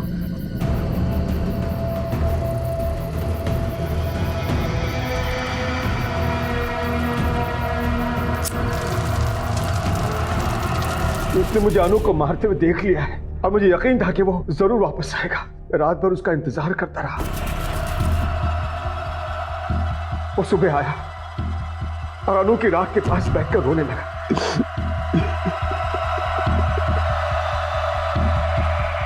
मैं पीछे से गया, बाइक टूट थी इसलिए पेट्रोल नहीं छिड़क पाया। फिर मैंने कुछ लोगों के आने जाने की आवाजें सुनी तो मैं वहां से भाग गया। ये सब प्रिया की वजह से हुआ है सर। वो मुझे धोखा नहीं देती तो ऐसा कुछ नहीं होता। मैं अपनी फैमिली से बहुत खुश था सर, पर प्रिया ने सब। उसने नहीं, तूने सब खत्म किया है। प्रिया और रमेश के बीच में कुछ नहीं था। अनु ना तुम्हारी बेटी थी ना रमेश की। प्रिया ने उसे स्पर्म डोनेशन से पैदा किया था, और वो भी इसलिए क्योंकि तू बाप नहीं बन सकता था। और उस बेचारी ने तुझे इसलिए नहीं बताया क्योंकि तेरा मर्द होने का घमंड टूट जाता।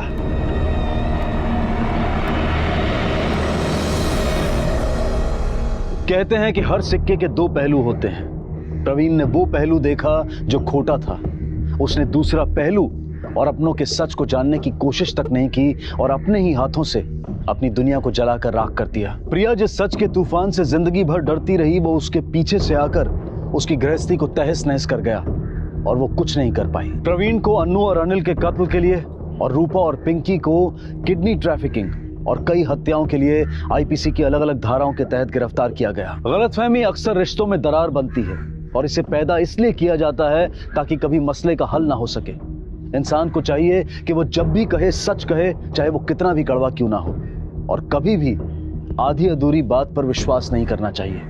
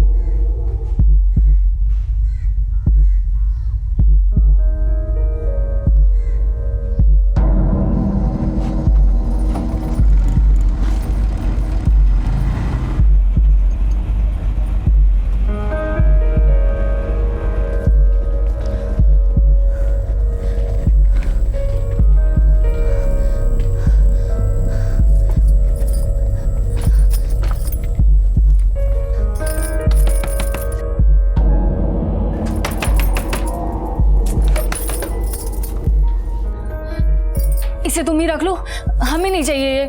हम कैसे रख ले इसको? देखो हमें कुछ नहीं पता है, बस तुम रख लो इसे। अरे तुम भी गजब करती हो शीतल यार। तुम इसे रख रहे हो या नहीं?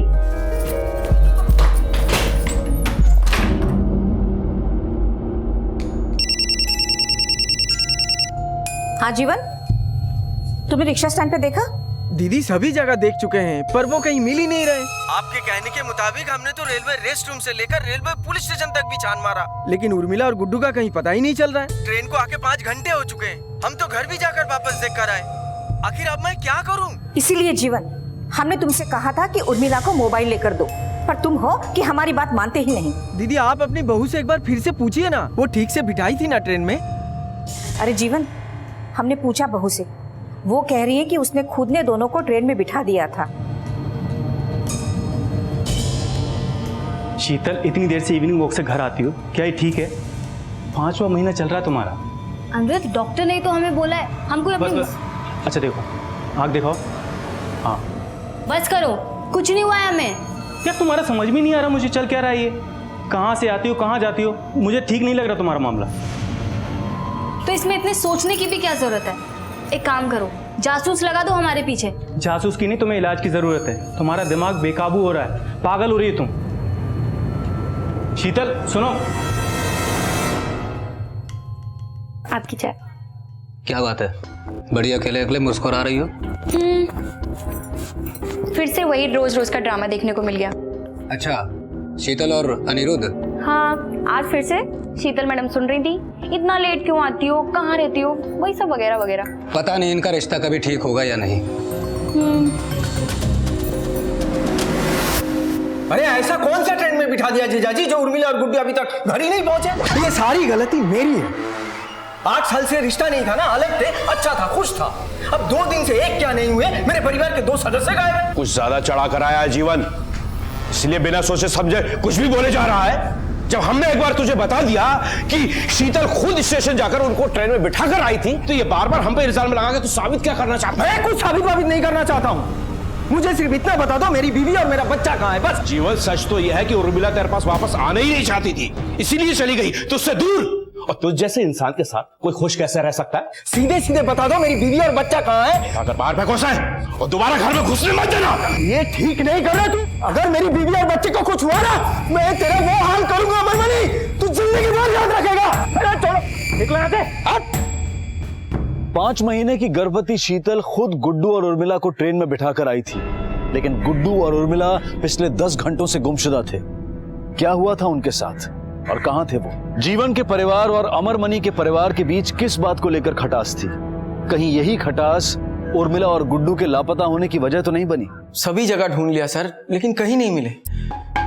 हमको तो पूरा यकीन है सर, ये वही लोगों का काम है, हमारी बीवी और बच्चे को छुपा के रखा हुआ। कोई खास वजह? वजह है सर, लेकिन हमको नहीं पता था कि 8 साल पुरानी वजह अभी तक दिल में लगा कर बैठा होगा वो। 8 साल पुरानी वजह? बाबूजी मरने से पहले निर्मला दीदी के नाम 4 बीघा जमीन की थी और बाकी पूरी प्रॉपर्टी मेरे नाम। लेकिन वो जीजा अमरमणि का कहना था कि ये पूरी प्रॉपर्टी हमारी और निर्मला दीदी के बीच आधे आधे हो, लेकिन हमने साफ मना कर दिया। और इसी बात विवाद की वजह से 8 साल तक हमारे बीच कोई रिश्ता नहीं था। अब जब धीरे धीरे मामला शांत होने लगा तो निर्मला दीदी ने ही प्लान बनाया कि हमारे बीवी और बच्चे कुछ दिन के लिए वहां घुमाएं। 8 साल बीत चुके हैं इस बात को जीवन जी। क्या आपको लगता है वो लोग अभी तक इस बात को दिल में पाले बैठे होंगे? आप नहीं जानते सर उस अमरमणि को, हिटलर है सर, वो एकदम हिटलर है। कोई कुछ भी कहे और आप भरोसा कर लेंगे? पुलिस की वर्दी है आप पर, काफी जिम्मेदारी भरा काम है। जी हाँ, काफी जिम्मेदारी भरा काम है और फिलहाल हमारी जिम्मेदारी है उर्मिला और गुड्डू को ढूंढना। उम्मीद है कि इस जिम्मेदारी को निभाने में आप हमारा साथ देंगे। सर, हम खुद उर्मिला मामी और गुड्डू को सुल्तानपुर जंक्शन से वरुणा एक्सप्रेस की बोगी नंबर B2 में बिठाकर आए थे और हमें अच्छी तरह से याद है कि ट्रेन हमारे सामने ही खुली थी। बहू ले जाओ। तो हो गई आपकी पड़ताल इंस्पेक्टर साहब। निर्मला, बता तो इंस्पेक्टर साहब को कि उर्मिला ने क्या कहा था परसों तुमसे रसोई में? वो परसों रसोई में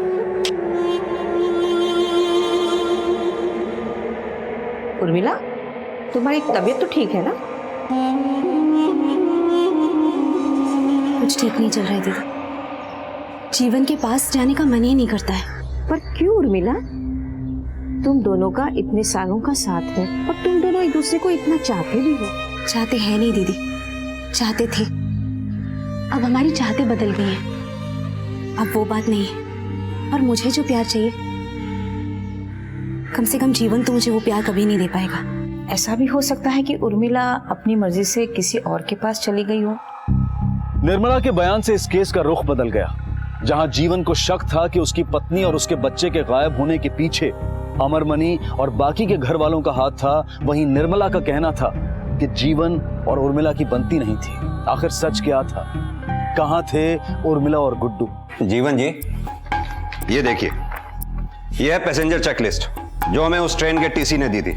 26-27 सीट नंबर के आगे टिक मार्क लगा हुआ है, यानी वो दोनों उस दिन ट्रेन में चढ़े थे। कहीं कुछ ऐसा तो नहीं जो आपको पता हो, वो हमारे लिए जानना जरूरी हो?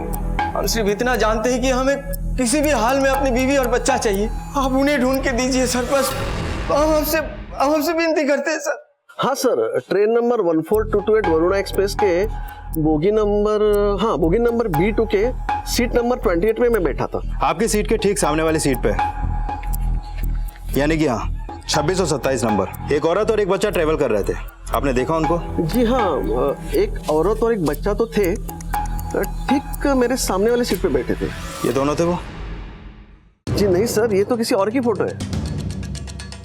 ठीक से देखिए, शायद आपको कोई गलतफहमी हो रही होगी। अरे नहीं सर, इस बच्चे को तो मैं भूल ही नहीं सकता।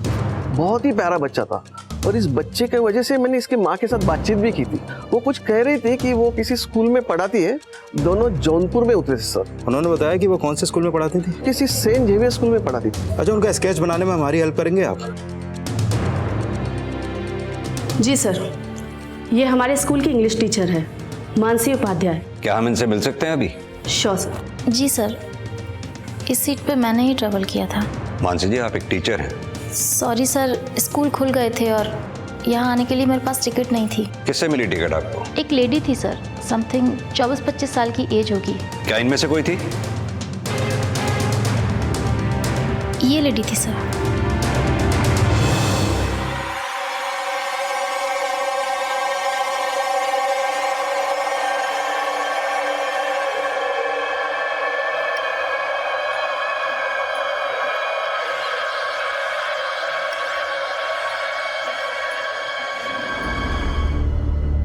गणेश, वो शीतल के घर फोन लगा।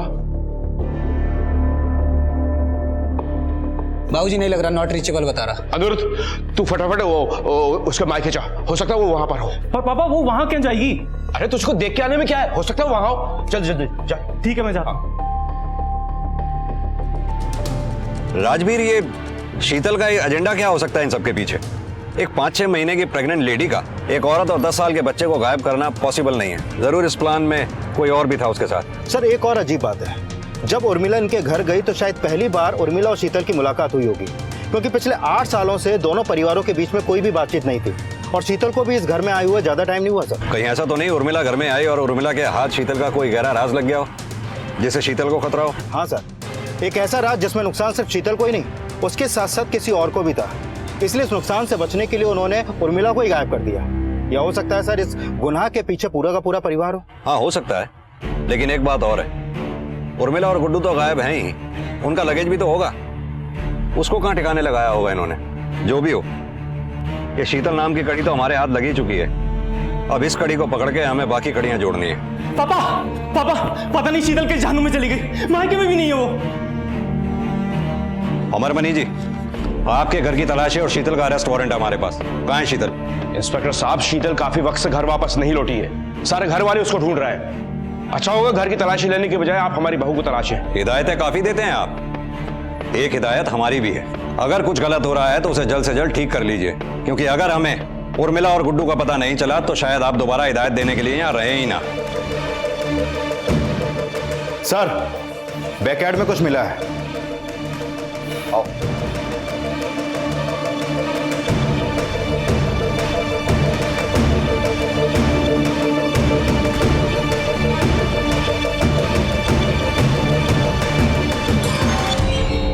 शीतल ने यह झूठ क्यों बोला था कि वो उर्मिला और गुड्डू को खुद स्टेशन छोड़कर आई थी?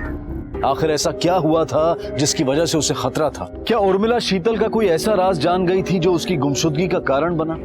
और अब शीतल कहां थी? और पुलिस को अब अमरमणि के घर से कुछ ऐसा मिला जिसके बाद उनके होश उड़ गए। इस केस की परतें अभी तो बस खुलना शुरू हुई थी।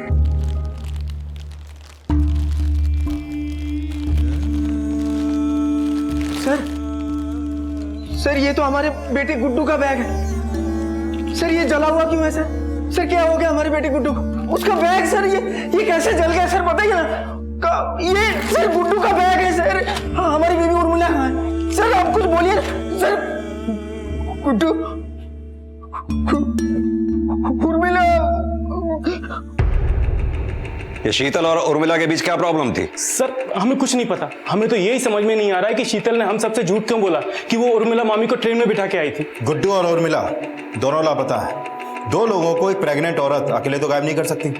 और कौन कौन शामिल है इस कांड में? हम में से भला कोई ऐसा क्यों करेगा?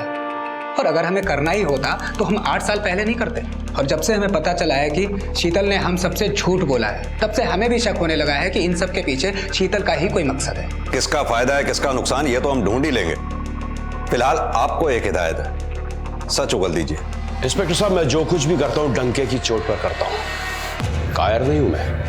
हाँ, मुझे उर्मिला और जीवन पर गुस्सा जरूर है, पर इतना भी नहीं कि एक बच्चे और उसकी माँ को मार डालूं। सर शीतल भाभी कुछ दिनों से डरी डरी सी रह रही थी। हमें लगा कि शायद प्रेगनेंसी में ऐसा होता होगा, लेकिन हमें नहीं पता था कि इन सब चीजों में वो शामिल होंगी। और घर में कौन कौन है जो इन दिनों डरा डरा सा लग रहा है? तुम तो घर में ही रहती हो, जानती हो, समझती हो। तुम्हें तो जरूर पता होगा कि उर्मिला के साथ क्या हुआ और शीतल कहाँ है। हमें कुछ नहीं पता कि उर्मिला मामी के साथ क्या हुआ, और ना ही ये कि शीतल कहाँ पर है। अगर हमें कुछ भी पता होता तो हम सबसे पहले आपको बताते। और वैसे भी हमारे घर में ऐसा कोई क्यों करेगा? सर एक मिनट, शास्त्री नगर के पास एक औरत की लाश मिली है।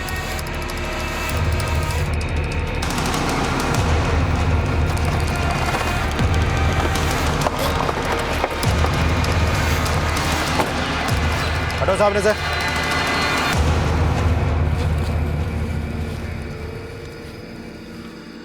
बॉडी को पोस्टमार्टम के लिए भेजो। सर डिटेल रिपोर्ट आने के लिए थोड़ा टाइम लगेगा। ऑब्जर्वेशन के हिसाब से ये मौत जहर खाने की वजह से हुई है। बॉडी पर ऐसे कोई मार्क नहीं मिले जिससे ये लगे कि मर्डर हो। यानी ये तभी हो सकता है जब मर्डर करने वाला कोई बहुत नजदीकी हो। पॉसिबल है सर। वैसे भी एक 5 महीने की प्रेग्नेंट लेडी को फिजिकली जहर खाने के लिए फोर्स करना कोई बड़ी बात नहीं है। राजवीर, मामला क्या है कुछ समझ में नहीं आ रहा है। शीतल कहती है उर्मिला और गुड्डू को वो स्टेशन पे छोड़ के आई, पर असल में उर्मिला और गुड्डू स्टेशन पे पहुंचे ही नहीं। फिर पता चलता है कि शीतल ने वो टिकट्स किसी और को बेच दी थी। आखिर शीतल ने ऐसा किया क्यों? क्या मकसद था शीतल का उर्मिला और गुड्डू के लापता होने में? आखिर उर्मिला और गुड्डू हैं कहाँ? कहीं ऐसा तो नहीं शीतल की हत्या के बाद उनके साथ भी कुछ? एक चीज तो तय है, इस प्लान में कौन कौन शामिल था ये हमें पता नहीं, लेकिन शीतल इस प्लान में शामिल थी ये कंफर्म है। उसके कॉल रिकॉर्ड्स खंगालो, जरूर कुछ ना कुछ हाथ लगेगा। सर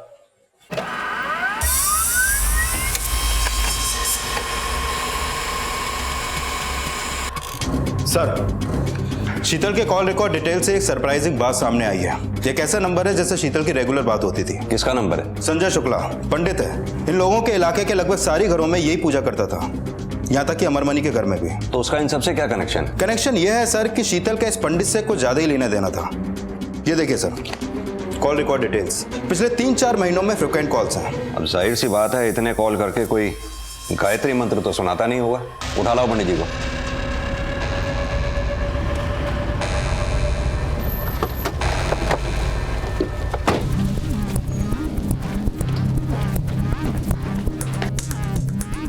तोड़ दो ताला। सर। पूरा घर छान मारो। सर।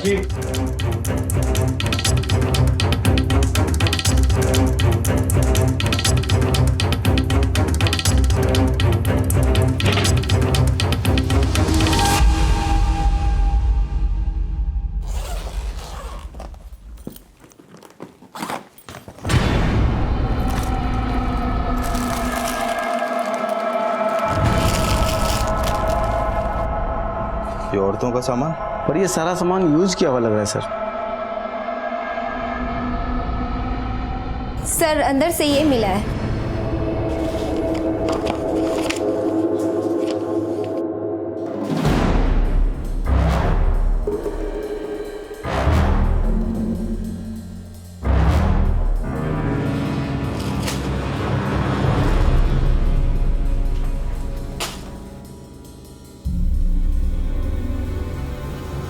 ये माजरा क्या है? शीतल और इसके बीच में इतने सारे कॉल्स और गिफ्ट के लेन देन भी।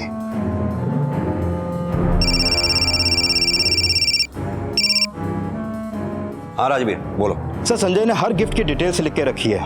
पंडित आदमी है, ज्यादा से ज्यादा कितना कमा लेता होगा? 7-8 हजार। इसका बैंक अकाउंट चेक करूं? कोई फायदा नहीं, हो सकता है इसके नाम पे कोई बैंक अकाउंट हो ही ना। इन लोगों का ज्यादातर धंधा कैश पे ही चलता है। सर, सिचुएशन को देख के लगता है कि शीतल का इस पंडित से कोई ना कोई चक्कर तो है। हो सकता है।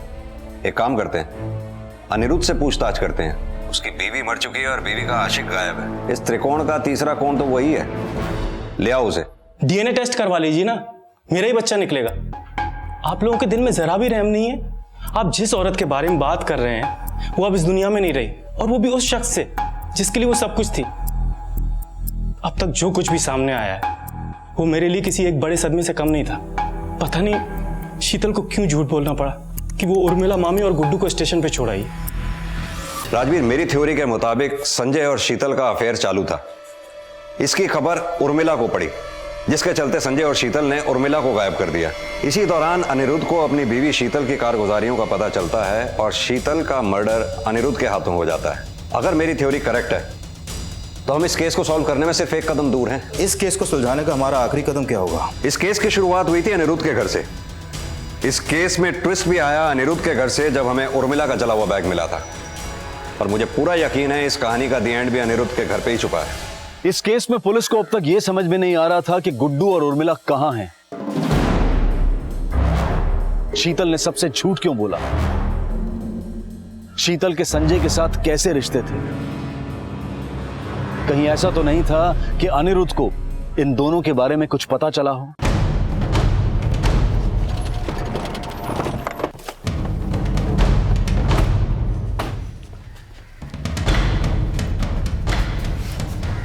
सर, एक साथ पूरा का पूरा परिवार कहां जा सकता है? पड़ोसी से पूछताछ करते हैं, शायद कुछ पता चले। आओ। ये अमरमणि जी का पूरा परिवार कहां गया है, कुछ पता है आपको? साहब, वो घाट पे गए हैं अपनी बहू की अस्थियां विसर्जन करने के लिए। सिंह, एक काम करो, फौरन एक टीम लेके घाट पे पहुंचो। आप लोगों में से अस्थि विसर्जन कौन करेगा?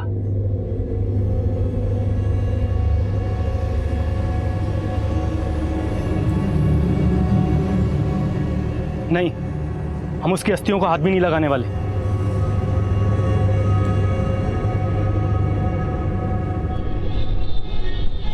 बेटा, अस्थि विसर्जन तो तुम ही करोगे ना? तुम्हारे अलावा और कौन करेगा? अरे जिसकी मर्जी हो कर दे, नहीं तो पंडित जी से बोल दीजिए, वो कर देंगे। हम कह दिए हम उसकी अस्थि को हाथ भी नहीं लगाएंगे। और आप हमसे जिद मत कीजिए बस।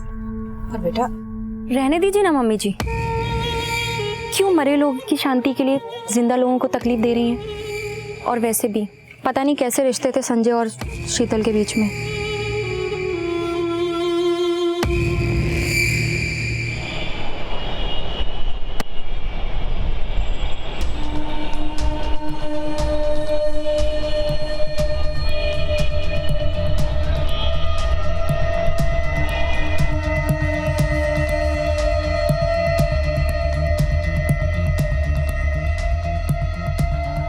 ये लोग तो कब के यहाँ से चले गए साहब। कहाँ गए? शायद किसी होटल में गए होंगे। आपको मालूम है कौन से होटल में ठहरे हैं ये? अब यहाँ 10-12 होटल हैं साहब, उन्हीं में से किसी एक में ठहरे होंगे। अनिरुद्ध, तुमने पुलिस को झूठ क्यों बोला? तो क्या करता, सच बोलता तो वो लोग मुझ पे शक करने लगते। क्या बात है? लगता है तुम दोनों के बीच बहुत ही इमोशनल सीन चल रहा था। हमने आकर डिस्टर्ब तो नहीं कर दिया आपको, अनिरुद्ध और माधुरी? क्या हुआ सर? यही तो हम पूछना चाहते हैं कि पूरा परिवार एक साथ गायब है, आखिर बात क्या है? हम कहीं भाग नहीं रहे थे। अस्थि विसर्जन के बाद यहाँ से सीधे घर ही आ रहे थे। अस्थि विसर्जन तो कब का हो चुका, बाकी के परिवार के लोग कहाँ हैं? वो तो सब घाट पे थे, अब तक तो उन्हें आ जाना चाहिए था। ना तो वो घाट पे हैं और ना ही अभी तक यहाँ पर वापस लौटे हैं। आखिर गए कहाँ बोलो?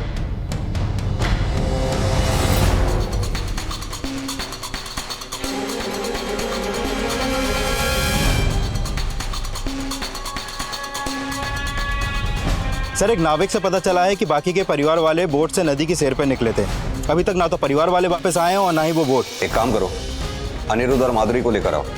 सर।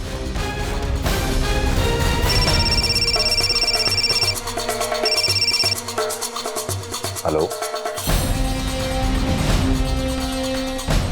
लेकर आओ उसे।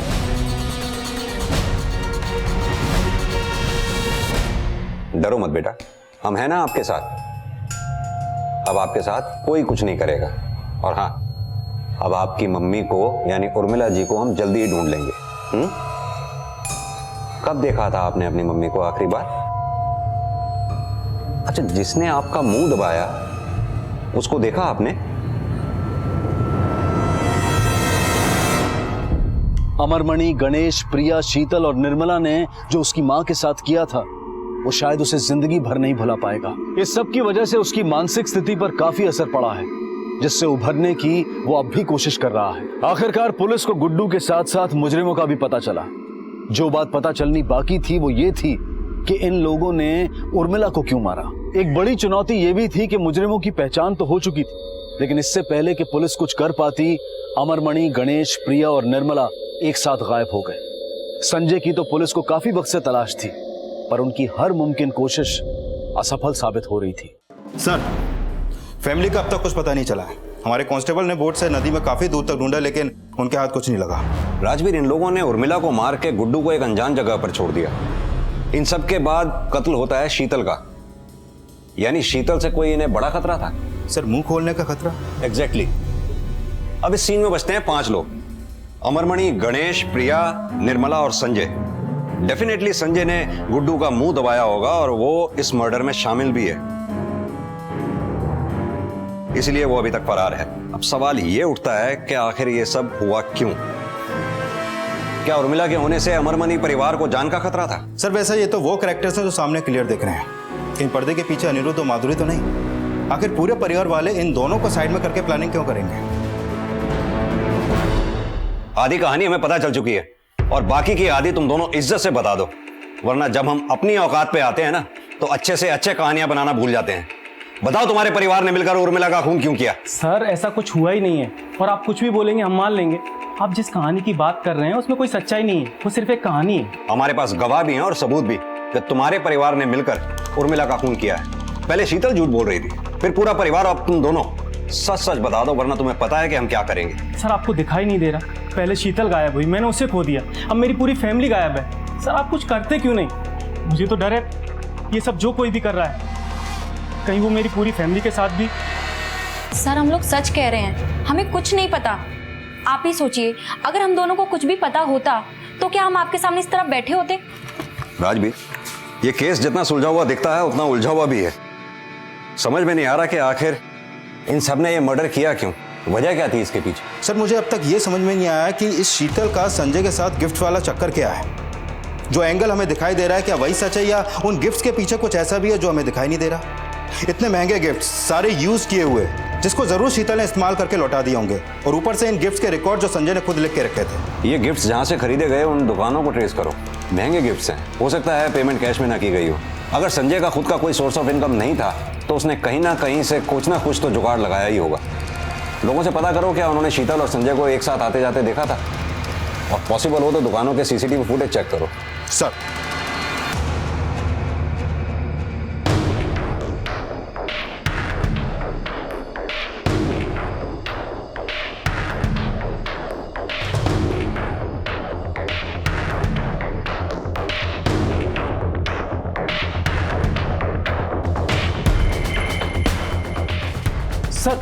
सर, ये तो पिंटू है। कौन पिंटू? सर, ये प्रिया के पीछे था।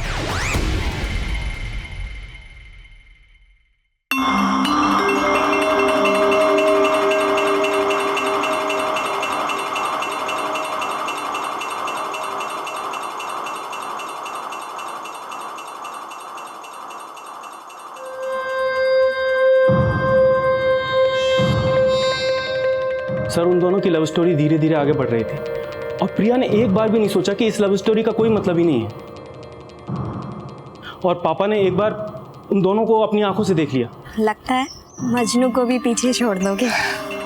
तुम हमारी लैला बन जाओ तो मजनू को क्या, निक्का को भी पीछे छोड़ देंगे। मैं बताता हूँ तू क्यों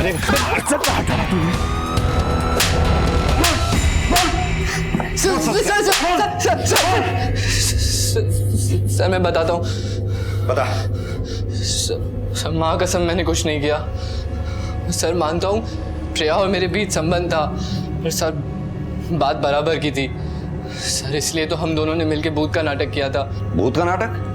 हाँ सर, वो दरअसल प्रिया के पापा जी ने हमें देखा तो उन्होंने हमें तो कूटा ही और साथ ही साथ प्रिया का घर से निकलना मुश्किल कर दिया। सर संजय हमारा अच्छा दोस्त था। ए संजय, एक बात बता, ये प्रिया के घर का पूजा पाठ तेरे हाथ में ही है ना? अबे साले, अब ये मत बोलना कि तुम दोनों की कुंडली मिलवाएं। अरे नहीं मेरे भाई, तू बस प्रिया और मेरा मिलने का जुगाड़ बना दे। माँ कसम जिंदगी भर लक्ष्मी जी की पूजा करेगा। संजय ने शीतल भाभी को पटा लिया, जिससे प्रिया और हमें अच्छा मौका मिलने लग गया, और फिर भाभी ने भूत का नाटक स्टार्ट कर लिया। और संजय ने घर वालों को समझाया कि उन्हें भूत झाड़ने के लिए घर से बाहर लेके जाना पड़ेगा, और भाभी के साथ प्रिया भी आने लगी।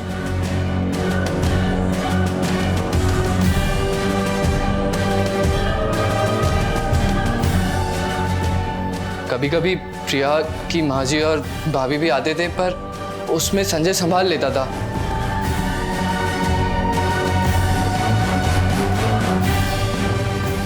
भाभी जी को गिफ्ट्स का शौक था, उन्हें वो मिल जाता था। संजय को पैसे की लालच थी, उसे पैसे मिल जाते थे। सर प्रिया और हमें सिर्फ मिलने की चाह थी। सर एक मिनट, मैंने पिंटू की कॉल रिकॉर्ड और लोकेशन डिटेल्स चेक की, क्लीन है। इससे भी कोई खास हाथ नहीं लगा है। माजरा क्या है कुछ समझ में नहीं आ रहा। उर्मिला की मौत से लेके इन सब के गायब होने तक बस एक राज बना हुआ है सर। एक काम करो, इन सब की फोटोग्राफ्स चारों तरफ सर्कुलेट कर दो, खबरियों को भी अलर्ट करो। इस केस को सॉल्व करने के लिए इन सब का मिलना बहुत जरूरी है सर।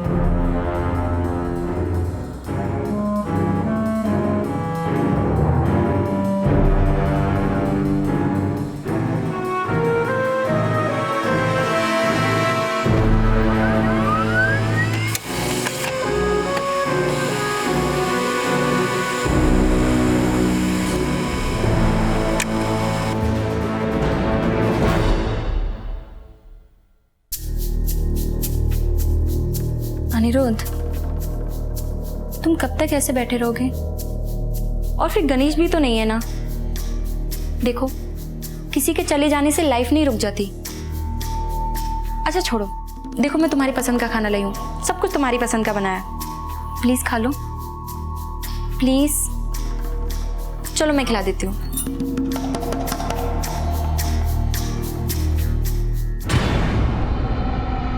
सर 2 दिन पहले घाट के किनारे 3 लाशें मिली। पोस्टमार्टम रिपोर्ट के मुताबिक इनके पेट से हैवी स्लीपिंग पिल्स मिली। इसके बाद डूबने से इनकी मौत हो गई।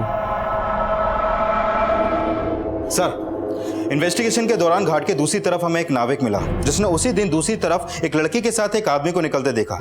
पर सर वो दोनों की शक्ल ठीक से नहीं देख पाया। मे बी वो दोनों अमरमणि और प्रिया ही हों, क्योंकि वही दोनों फरार हैं। संजय का तो हमें पहले से ही कुछ नहीं पता है। कहीं ऐसा तो नहीं बाप बेटी ने मिलकर ही इन सबको मारा हो। एक काम करो, अनिरुद्ध और माधवी को खबर दे दो। इस केस में अभी भी कोई ऐसी कड़ी है जो हमारे हाथ नहीं लगी है। अब इस केस में पुलिस को 3 लोगों की तलाश थी, अमरमणि, प्रिया और संजय। इन लोगों ने खून क्यों किए थे, इस सवाल का जवाब तो नहीं मिला था, लेकिन इतना साफ था कि इस परिवार में ऐसे कई राज दफन थे जिनका बाहर आना जरूरी था। सब 25 साल से अमर भाई साहब हम लोग पड़ोसी हैं साहब। आदमी थोड़े अलग स्वभाव के हैं, ज्यादा उन्हें कभी हंसते हुए नहीं देखा, और उनकी खुशी तो उनकी बेटी में ही बसती है। दोनों बेटों से बेटी को ज्यादा चाहते हैं। साहब पिल्लू का किस्सा तो पूरे मोहल्ले को पता है। देखा था अक्सर प्रिया को उसके साथ। प्रिया भी कोई उनमें से कम नहीं थी, वो तो भाई साहब की लाडली थी। इसके लिए अमर भाई ने आज तक उसको एक शब्द नहीं कहा। सर वो प्यार मैं समझता हूँ, लेकिन इन बाप बेटी का सर इनका कुछ अलग ही किस्म का प्यार चल रहा था।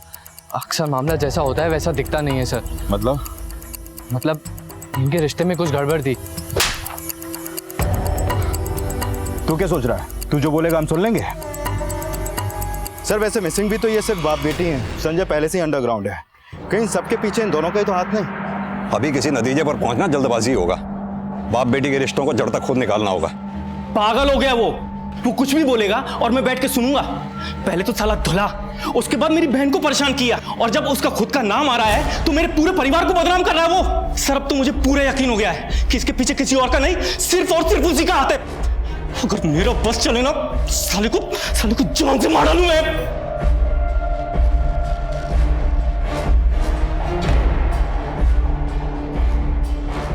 उस आदमी का क्या भरोसा सर, कुछ भी कर सकता है वो। बहुत बड़ा दोगला इंसान है। एक ही पल में दोस्त और दूसरे ही पल में जान का दुश्मन बन जाता है। सर अगर पिंटू को लगता है ऐसा है तो जरूर ऐसा होगा, क्योंकि प्रिया के बारे में पिंटू से ज्यादा और कौन जानेगा सर। हेलो, ठीक है हम पहुंचते हैं अभी।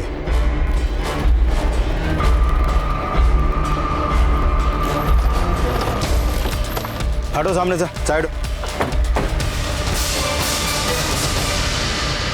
मौत को अभी 24 घंटे भी पूरे नहीं हुए सर।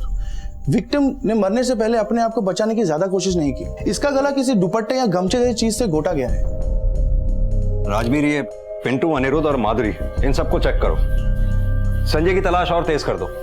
आसपास की स्टेट्स में कोऑर्डिनेट करो, खासतौर से मंदिरों में, क्योंकि संजय को अपनी जिंदगी गुजारने के लिए कुछ ना कुछ काम तो करना ही पड़ेगा। ये अनिरुद्ध और माधुरी से भी कुछ अच्छे संकेत नहीं मिल रहे हैं, इनको भी अच्छी तरह से खंगालो। सारे एंगल्स को दोबारा से क्रॉस चेक करो, कहीं ना कुछ मिसिंग जरूर है। सर, ये अनिरुद्ध और माधुरी तो बचपन के दोस्त निकले, स्कूल कॉलेज सब साथ में हुआ है इन लोगों का। कहीं ऐसा तो नहीं इन दोनों के बीच ही एक चिंगारी हो जिसकी वजह से बाकी के परिवार वाले जल गए? नहीं सर, अब जो खबर मैं आपको देने वाला हूँ वो इससे भी ज्यादा चौंका देने वाली है।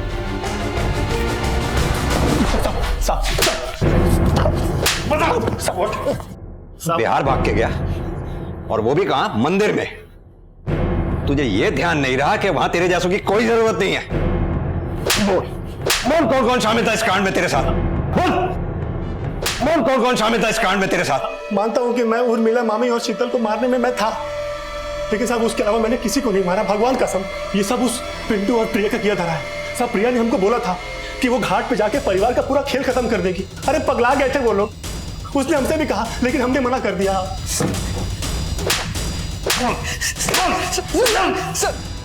सब सच सच भौंक दे। अब एक सेकंड का भी अगर पॉज लिया ना तो तेरी अलग से जबान बाहर खींच लूंगा। सर वो उर्मिला मामी को सब पता पड़ गया था, और सर वो सबको बता देती सर, इसलिए हमने सोचा कि हम उन्हें रास्ते से हटा देंगे। पता बाकियों ने तेरा साथ क्यों दिया? साहब वो शीतल पे तो भूत आने का नाटक चल ही रहा था, लेकिन एक दिन जब उर्मिला मामी को सब पता चल गया तब। मामी जी, ये जो कुछ भी हो रहा है वो हमारे घर का निजी मामला। आप इससे दूर रहे तो ही बेहतर होगा। सबको पता चलेगा तो तुम्हारे पापा की इज्जत क्या रह जाएगी? मुझे तो उन्हें बताना ही पड़ेगा। और इस उम्र में भला कोई करता है ऐसा? लगता है वक्त आ गया है कि आपको ना मोक्ष की प्राप्ति हो।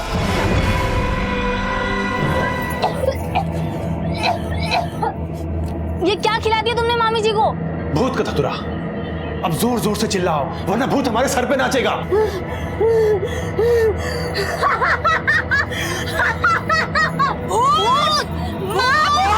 फिर हमने सबको ये कहा कि जो भूत शीतल के अंदर आता है वो अब उर्मिला मामी के अंदर आ चुका है, और अगर अब ये भूत किसी के अंदर आया तो उसकी मौत हो जाएगी। सब परिवार वाले बहुत डर गए।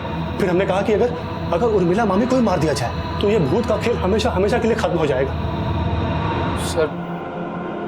सर इन सब के बाद शीतल भाभी की हालत पतली हो गई। सर वो कभी भी किसी को जाके सब बता सकती थी, इसलिए हमें तो लाशें 3 मिली थी, गणेश, निर्मला और नाविक की। तो फिर अमरमणि की लाश?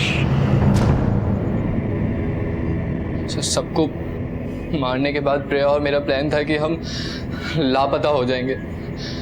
तो सर जैसे ही आपने हमको पकड़ा सर, हमें डर लगा कि अगर आप प्रिया तक पहुंचे तो वो सारा इल्जाम हम पर ठोक देगी। जुर्म की रोशनी देखने में तो बड़ा मजा आता है पिंटू, लेकिन उसकी चकाचौंध मुजरिम को कब अंधा कर देती है उसे पता भी नहीं चलता। प्रिया ने तो तेरे प्यार में क्या क्या प्लान किए थे, और आखिर उसको मारा भी तो किसने? खुद उसी के प्यार ने। सही कहते हैं शायद लोग, जैसी करनी वैसी भरनी। और तू तो धर्म का ज्ञानी था, लालच ने तेरे ज्ञान पे भी पर्दा डाल दिया जब तू इनके साथ हो लिया। अब देना प्रवचन अपने कुकर्मों का सलाखों के पीछे।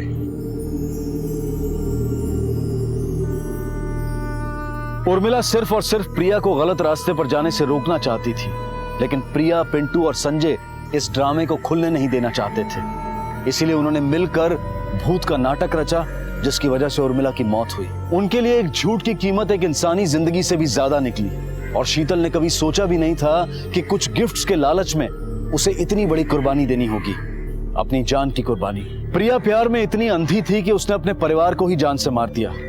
वो परिवार जिसने उसे बचपन से पाल पोस कर बड़ा किया, वो परिवार जिनको उसकी चिंता थी। इस केस में उर्मिला इकलौती इनोसेंट विक्टिम थी, पर बाकी के सारे विक्टिम वो थे जो खुद इस केस के गुनाह में शामिल थे। काम, क्रोध, मोह, माया जब अपनी हदों से आगे बढ़ जाए तो अंजाम बहुत बुरा हो सकता है, इतना बुरा कि उसकी कल्पना भी नहीं की जा सकती। इसी विचार के साथ अब मैं अनूप सोनी आपसे विदा लेता हूं। फिर मुलाकात होगी अगले एपिसोड में एक और चौंका देने वाले केस के साथ। तब तक अपना और अपने परिवार का ख्याल रखें और देखते रहें क्राइम पेट्रोल डायल 100।